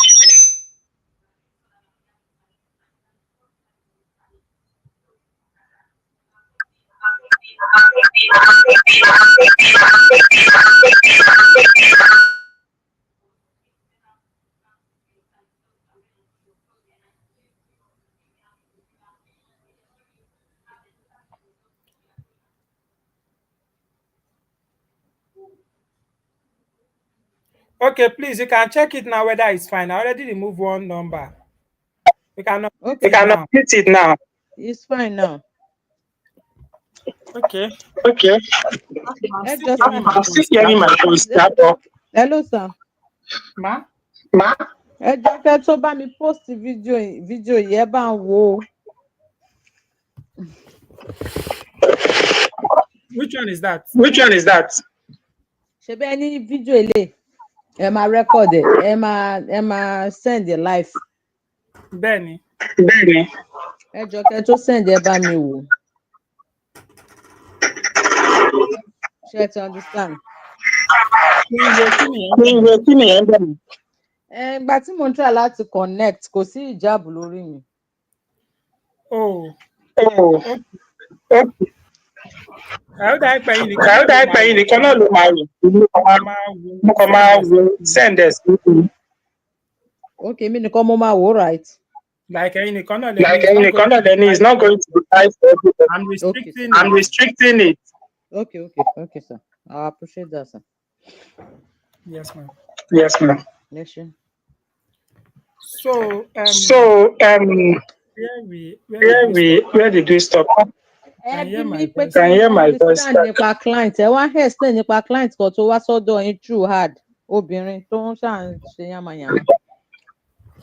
Okay. Okay.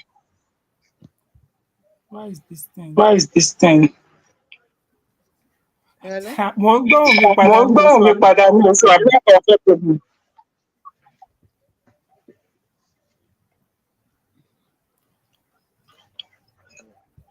Can you hear me now? Can you hear me now? Yes, sir. Uh, This thing is repeating my People is voice. repeating my voice. Ẹ ń gbọ́ voice ní fúnra rẹ̀. Tí má dẹ̀ ń gbọ́ Tí má bẹ́ẹ̀ dẹ̀ yẹn ń mo ní gbọ́ rántí bẹ́ẹ̀ yẹn mo ní rántí my voice. Kí la máa ṣe báyìí? Kí la lè ṣe Okay, so báyìí? we can Okay, just so we continue can like just that. continue like that. Bóyá kí n low Bóyá volume kí n mi. low volume mi. Let me check whether you Let can me hear. check whether you can hear. Can you still hear me Can you clearly still from hear your me end? clearly from your end? I can hear you, sir. Okay. Mo ti Okay, reduce so volume mo ti mi, I reduce can just volume mi, I can continue like just that. continue like that. So, So, I was actually I talking was about actually that talking lady about that that came. lady that So came. ìgbà tó dé So èmi mọ̀ ìgbà pé tó mo dé mọ̀ nǹkan èmi tí mọ̀ mò pé ń mo ṣe. mọ̀ Ó nǹkan wá tí mò sọ ń ṣe. statement Òun wá yẹn sọ pé statement yẹn ẹ pé tó bá ń ṣe ẹ tó nìyẹn tó bá yẹ ń pé ṣe ẹ̀ ní nìyẹn tó yẹ pé ẹ̀ ní lè fi àwọn question yín tó pọ̀ question yìí. yín tó pọ̀ yìí. So what I So told her what was I that, told her was that you see, on this you see online on this space, online space, for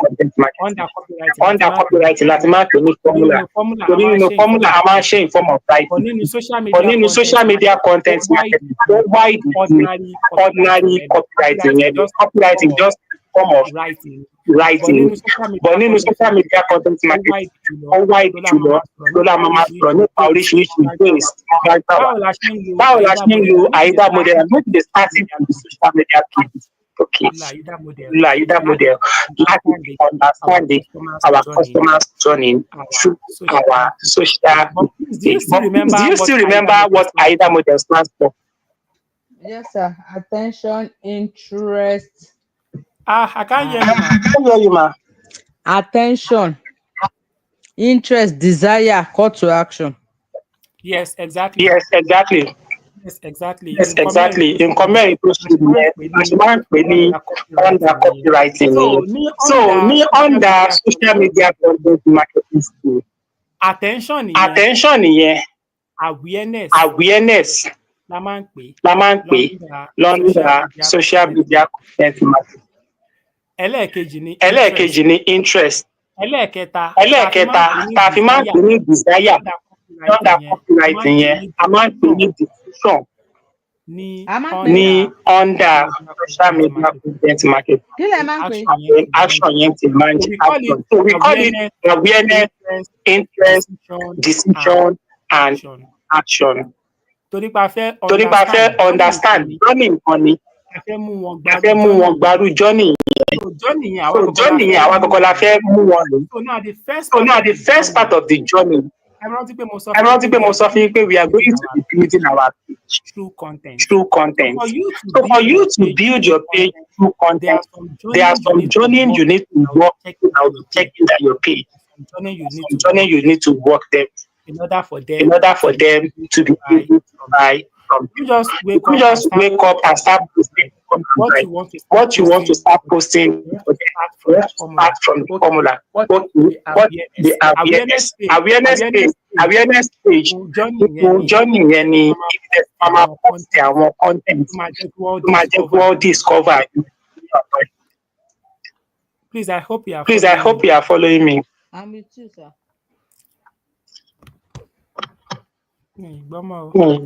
I'm with you, sir. Mo ń gbọ́ mo wà pẹ̀lú yín. Okay. All right. I think I can hear now. So now the first page is awareness. We are talking about using it on social media. Fashion like that model use social media. Nígbà ìṣàlàyé fún mi lẹ́ẹ̀kan bá ṣe ń lò direct yẹn àti lo attention abèrè pé kí wọ́n wá interest kí ló wà ní àti benefit nǹkan tó fẹ́ rà fún ẹ̀ nàjẹ́ complete desire then you tell them the amount. That's what they are chatting us. If they are using it on our social media, ní post ní Facebook, àwọn kọ́tà máa kọ́ máa post àwọn yẹn ní awareness content. Ìyẹn tá bá ti fẹ́ ó ní level tá máa ṣàlàyé ìfẹ́ nǹkan tá fẹ́ ṣe ká máa fi máa post nípa our content. Normal the journey that we need to work them through is the awareness stage. That awareness stage, we are going to be posting content that makes them discover us. Then the interest part of it, about post the awareness post to take for them, then post content that make them like us. Because interest in benefits of that anything that we want. Then after that time, we post some post on decision. Ibi àwọn posting decision yìí ibi bẹ̀rẹ̀ láti wọ́n máa kọ̀ kí àwọn product mọ́ra wọn. Ìdí tá a fi ń ṣe bẹ́ẹ̀ ni wípé a fẹ́ kí àwọn máa wo post wa kí wọ́n máa decide lórí kí wọ́n bá fẹ́ nínú méjèèjì. Ẹni tí sọ̀rọ̀ nípa ìfẹ́ tí wọ́n sọ olóògùn inscription ti sọ̀rọ̀ nípa another kìíní o wọ́n ń bèrè pé olóògùn ni máa lè wọ́n máa dá kìíní máa dá kìíní nítorí òun lọ́kàn ni mo lè wọ́n máa decide lọ́kọ̀ ara tó bá ṣe ń wo post. Then we put the call to action. So if it's about post a call to action, that mama direct wọn call the chain the social media ni. Ṣé kí wọ́n ṣàlàyé bí àtẹ̀jẹ́ fẹ́ ṣe àwọn program kan tẹ̀bí fẹ́ ta. Kẹ́ tó lè ta ẹ fẹ́ ṣe ní NBC. So first week of July our awareness content to my post. Second week of July interest content lefe ma post nípa kìíní. Third week of July decision content lefe ma lórí kìíní yẹn. Then last week of July ó máa jẹ́ jọ́ tẹ máa anticipate wọn tẹ máa jẹ́ kó feel like kó kíní yẹn ti dé ó yẹ tètè wá máa rà ayé báyìí lẹ fẹ́ tà ayé báyìí lẹ fẹ́ tà. Àwọn tó bá ti ń follow níbọ̀ láti based on the second of the top ti ń gbé post náà tó ń fẹ́ gbọ́dọ̀ wọ̀ consistent wọ́n máa fún àwọn. Wọ́n máa anticipate lójoojúmọ́ pé okay ní day 2 ní day 3 ní day 4 kọ́kọ́ báyìí ló fẹ́ ṣẹlẹ̀ àfẹ́ mọ̀ ọdún fẹ́ ṣẹlẹ̀ jẹ́ and then you follow me through that stage till the end. We definitely see people coming láti online láti social media tí wọ́n máa wá nínú ọ̀fẹ́ ìta yìí ní wá sí láti wá rí. That's why we use that particular thing to extend their journey using this particular.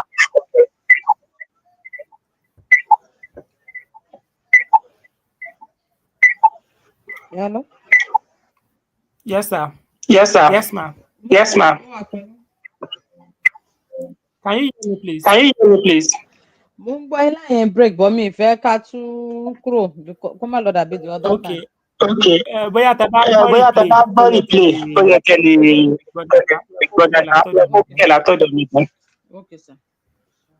All right, so the example because so let's say you want to sell a cream. For example, you get a cream and she enter product cream. Let's say you want to sell one herbal product. So now your first video ṣe fẹ́ fi ṣe awareness. Ẹ jẹ́ ká sọ wípé fídíò yẹn fi ṣe awareness ti oògùn kan tẹ́ fẹ́ ṣe ni oògùn kan tẹ́ fẹ́ tà. Oògùn kan tẹ́ fẹ́ tà ẹ ti fi ṣe fídíò ẹ̀yìn ti plan content yìí nínú content calendar yín pé òkè o ọ̀sẹ̀ gbogbo ọ̀sẹ̀ alákọ̀ọ́kọ́ yìí o fẹ́ fi ṣe awareness content. Ọ̀sẹ̀ ẹlẹ́ẹ̀kejì n fẹ́ fi ṣe interest content. Ọ̀sẹ̀ ẹlẹ́ẹ̀kẹta n fẹ́ fi ṣe decision content. Ọ̀sẹ̀ ẹlẹ́ẹ̀kẹrin mi lè fẹ́ fi kọ́ wọn sí action lè fẹ́ kọ́ wọn sí pé pé kọ́ wá ra òògùn. How do you go about it? The first thing you need to do when you pay God have created some video on that particular thing and to take people about that thing. They will not know that thing. You see, I'm having a special bonus for you by the end of this month. Like you definitely know. So any awareness content, Aisha máa jẹ́ kó máa wò pé kí ló fẹ́ ṣẹlẹ̀ nígbà yìí ẹni iná òun ní kó máa lọ sí ìlú kí ló fẹ́ jẹ́ gan-an. So àwọn èèyàn tó bá ń wù tó ti jẹ́ followers ní àwọn tó yẹ pé Facebook recommend video ní fún and they will start looking. Tó bá ti lè gbọ́ first awareness post ní tó gbọ́ lọ́jọ́ kejì tó gbọ́ lọ́jọ́ kejì. By the time tó bá máa wọ interest content ní níbi tí ẹ ti ń fún wọn ní value benefit content orúkọ fún wọn ìdáná máa gé ní ìparí oṣù yìí ìjọba ti fún wọn ní value ẹ automatically gbogbo àwọn tó ti ń follow yín láti bẹ̀rẹ̀ wọ́n á bẹ̀rẹ̀ sí ní like page yín ló wọn máa get value nínú post yẹn wọ́n kàn máa like àwọn tó máa follow àwọn tó máa ṣe oríṣiríṣi a máa ṣe wọ́n á máa react oh I cannot wait I cannot wow this is great wọ́n ṣáà máa sọ̀rọ̀ díẹ̀ that is why you need to be consistent tẹ́ ẹ̀ bá consistent ó máa disconnect line yẹn tó line yẹn ní ìdíyàn ní àyè láti ṣe ní ọba ní àyè ó máa ń yọ ọ́lẹ̀ that's why you need to be very consistent tó bá ṣe wà consistent tó ṣe máa wà effective bẹ́ẹ̀ lẹ ṣe máa rí pé most of the time tó bá ti grow dáhùn àyè kan ilẹ̀ máa ń ráyè àti ṣe máa lọ gba àwọn èèyàn jẹ́ pé iṣẹ́ tó máa ṣe ní ṣá kọ́kọ́ máa respond ẹ̀yin náà ti rí ní ìsìnkú tí ń dúró débi kan tí mo ṣe ń ṣe kíláàsì pẹ̀lú unis wà affect àwọn chat kan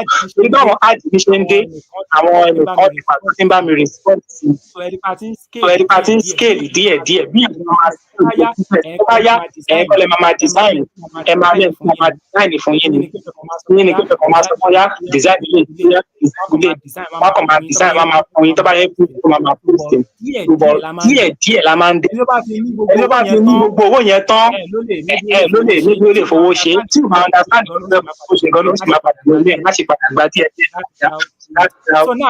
So now let's now assume you started posting interest now the next thing you now need to post àwọn èèyàn tí wọ́n ní báyìí yẹn ti máa follow you láti máa like everything. So tó bá ti dìgbà tẹ́ tí ń post àwọn design videos yẹn ní ìsinyìí ẹ̀rọ tí nǹkan tí mo ti fẹ́ fọ́ decide wọ́n á máa nílò ìtàkìlò ilé ìjẹun ní ilé ìjẹun wá ti máa anticipate pé parí òṣìṣẹ́ àlọ́gbẹ̀ ẹ̀yìn dem so àwọn pípù yẹn á fẹ́ máa wo more of it wọ́n ti follow yín wọ́n á máa wo oríṣiríṣi pé àbẹ̀ ti post ní ìyẹn ni ìgbẹ́ ti post ní ìyẹn lọ they'll be watching more of your videos they'll be checking your page your profile and then by the last month of it you post product tẹ̀fẹ́ tàgọ̀ check and buy. Ní èyí tí mo ra ṣàlàyé ó gba building ó dẹ̀ gba lot of consistency. maybe ẹ wá decide pé maybe ẹ wá decide pé two post lẹ fún máa post ní àwọn ọmọ náà mo lè post yín tó máa jẹ́ náà láì bẹ́ẹ̀ ni bá post a month that's 60 posts post 60 posts strategically wọ́n máa rí result tó fi post wọn àti post ní yẹn máa nira fáwọn èèyàn. ẹ̀yin náà ẹ wo kíláàsì kan tẹ́mi ń ṣe láti batch 1 batch 2 batch 3 batch 4 batch 5 batch 6 batch 7 tí mo fi dórí batch 30 ẹ̀yin náà rí pé ó gba consistency kíyàn tó lè continue láti máa ṣe lọ ibi tí yàn bá dẹ̀ ti ń ṣe lọ bẹ̀yẹn gangan ni visibility máa ti jáde àwọn míì máa ṣe dé àárín ọmọ dúró àwọn míì máa ṣe dé ibì kan máa dúró ìyẹn gbọ́dọ̀ dúró tó bá fẹ́ grow online wàá máa ṣe lọ náà ni. Please, can you hear me?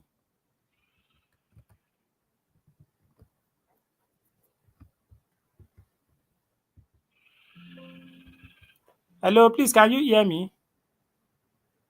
I hear you, I'm with you. Mo mú ti mic yẹn, ẹ má bínú. I can hear you. Okay. Okay. Kí ni mò ń sọ̀rọ̀ nípa ẹ lórí. Bẹ́ẹ̀ ṣe build the batch ní day batch 30. Consistency. Okay. I was talking about the consistency of it. You need to be very consistent on any decision you want to do or anything you want to do. Mati decide lórí kó máa jẹ́ nǹkan kó wá sí mu. Automatically, all lórí bọ̀dá by the time you want to tell them they will definitely buy that thing from you.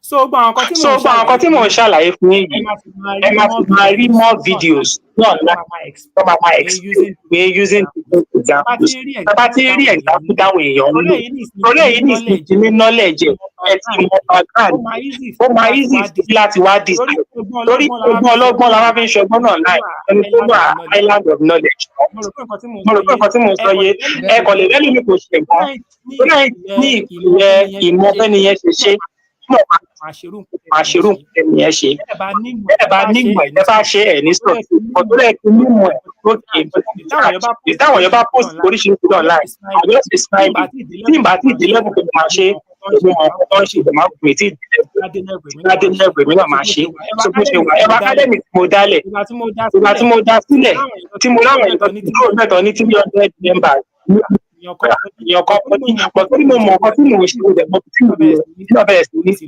ti lò ní mi náà dẹ̀ dé tí ẹ kí n dé tí mo dẹ̀ jẹ́ kí mi 1% lọ ṣá at least mo ti ń move anything dey bá ọ̀nà tó bá pọ̀ ẹ bá rí tí yẹn ṣe construct ẹni yìí lo formula yìí ní kẹ̀kẹ́ ẹni kan máa create ẹni so you have to really make something like that èèyàn kan náà bẹ́ẹ̀ ṣe ọkọ̀ báyìí gbé máa ṣe èmi náà tẹ̀ that is how you keep growing. Please don't compete yourself with anybody. Always focus on yourself because you are the only one in the world. Gbogbo àwọn tó kàn yẹn wà níbi láti àṣìyìn láì díẹ̀ ní kò tí láti torí tẹ́ ẹ̀ bá compete pẹ̀lú anybody ìwé lẹ́ máa fi dáadáa.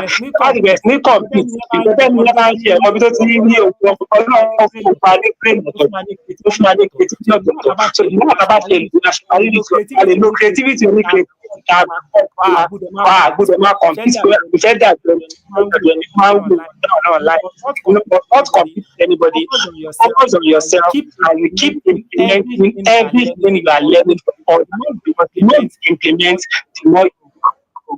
So that is that about that.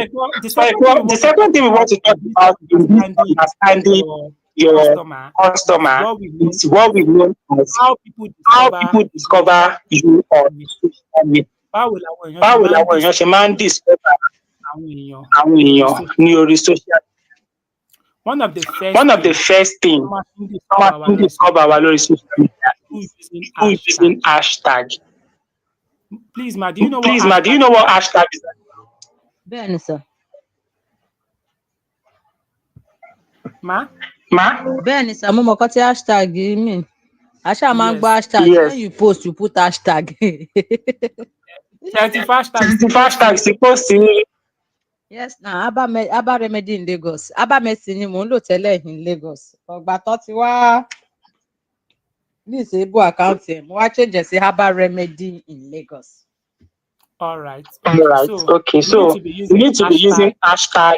Iṣẹ́ hashtag ni wípé ó máa ń bá nǹkan tá à ń pè ní keyword research. Wọ́n máa ń bá Wọ́n ṣiṣẹ́ máa ń náà bá online, ṣiṣẹ́ náà online, search SEO, engine search engine optimization. optimization. Wọ́n máa ń bá Wọ́n ṣiṣẹ́ máa ń lórí bá ṣiṣẹ́ content. lórí content. Àwọn míì wọ́n Àwọn kàn máa dé míì wọ́n kàn máa Instagram, dé Instagram, wọ́n fẹ́ wò wọ́n ní fẹ́ bóyá wò ní nǹkan kan bóyá ṣe wọ́n, nǹkan kan ṣe wọ́n, wọ́n wá ń wá wọ́n wá ń remedy wá fún kinní remedy yẹn. fún kinní Wọ́n yẹn. kàn máa lọ bí Wọ́n kàn máa search lọ bar bí wọn, search bar wọ́n wọn, dẹ̀ wọ́n remedy. tẹ̀tẹ̀ remedy. So gbogbo So gbogbo anybody tó bá ti ní hashtag remedy nínú nínú fídíò wọn àti nínú content wọn, àwọn videos yẹn àti àwọn content tó máa recommend ẹni tó tẹ remedy.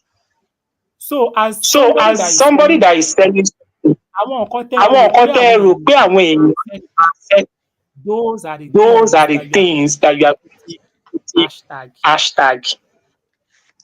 Mo lérò pé Mo lérò pé nǹkan nǹkan tí mo sọ yẹn yìí. bẹ́ẹ̀ni.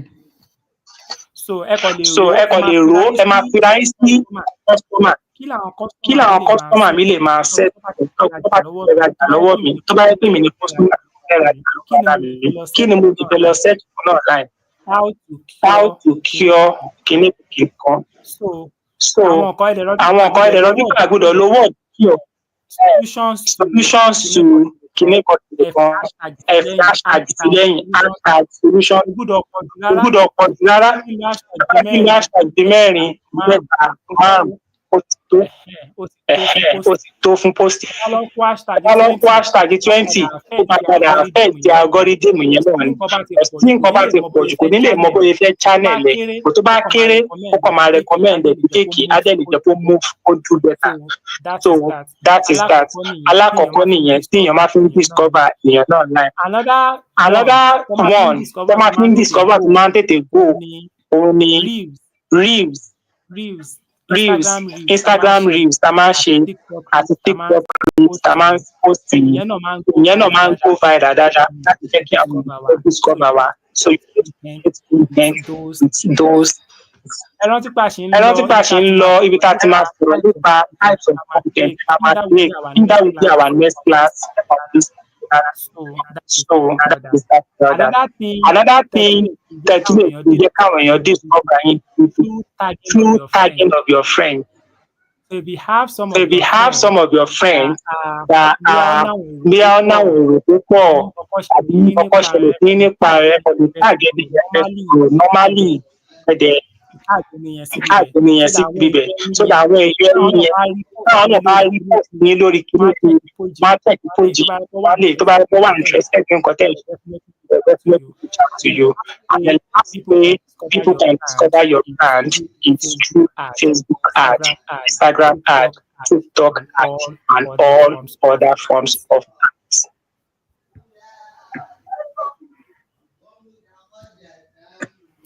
So please, Ma, did you understand all? Yes, I understand. Okay, inshallah. By discussion, we are going to continue for next class. Yes, sir.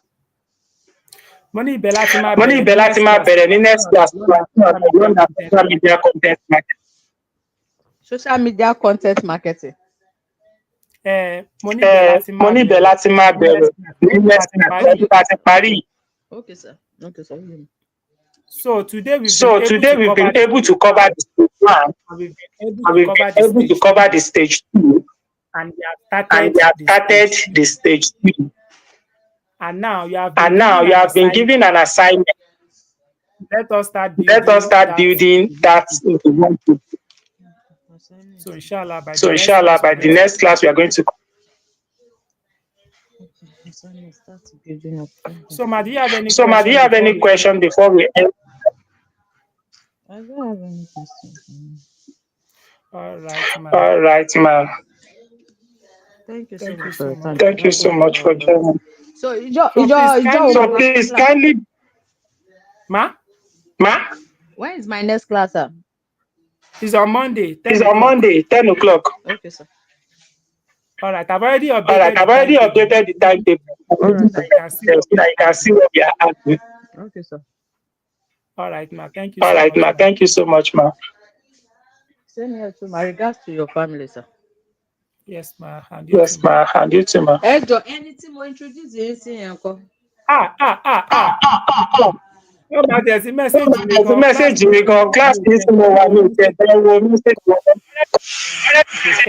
to 10 to 10. and Ọ̀gá, he sent And he me sent me, láyé ń break. Kí lẹ sọ? mo ní wọ́n ti mo mẹ́séjì ní mi wọ́n ní ti to 10 mẹ́sẹ̀gì mi ní to 10 Okay. kí n tó wọnú kí n tó kíláàsì yín. wọnú So mo wá kíláàsì yín. béèrè So àwọn mo wá question béèrè kan àwọn lọ́wọ́ wọn. question kan lọ́wọ́ wọn. Ìyẹn ni mo fi wá Ìyẹn ni mo kíláàsì fi yín. wá So bóyá kíláàsì ti yín. máa So bóyá respond ti máa báyìí. respond báyìí. I'll go Because and I'm check I'll it. really, go and really, check it. I'm on him. Ẹ ti understand.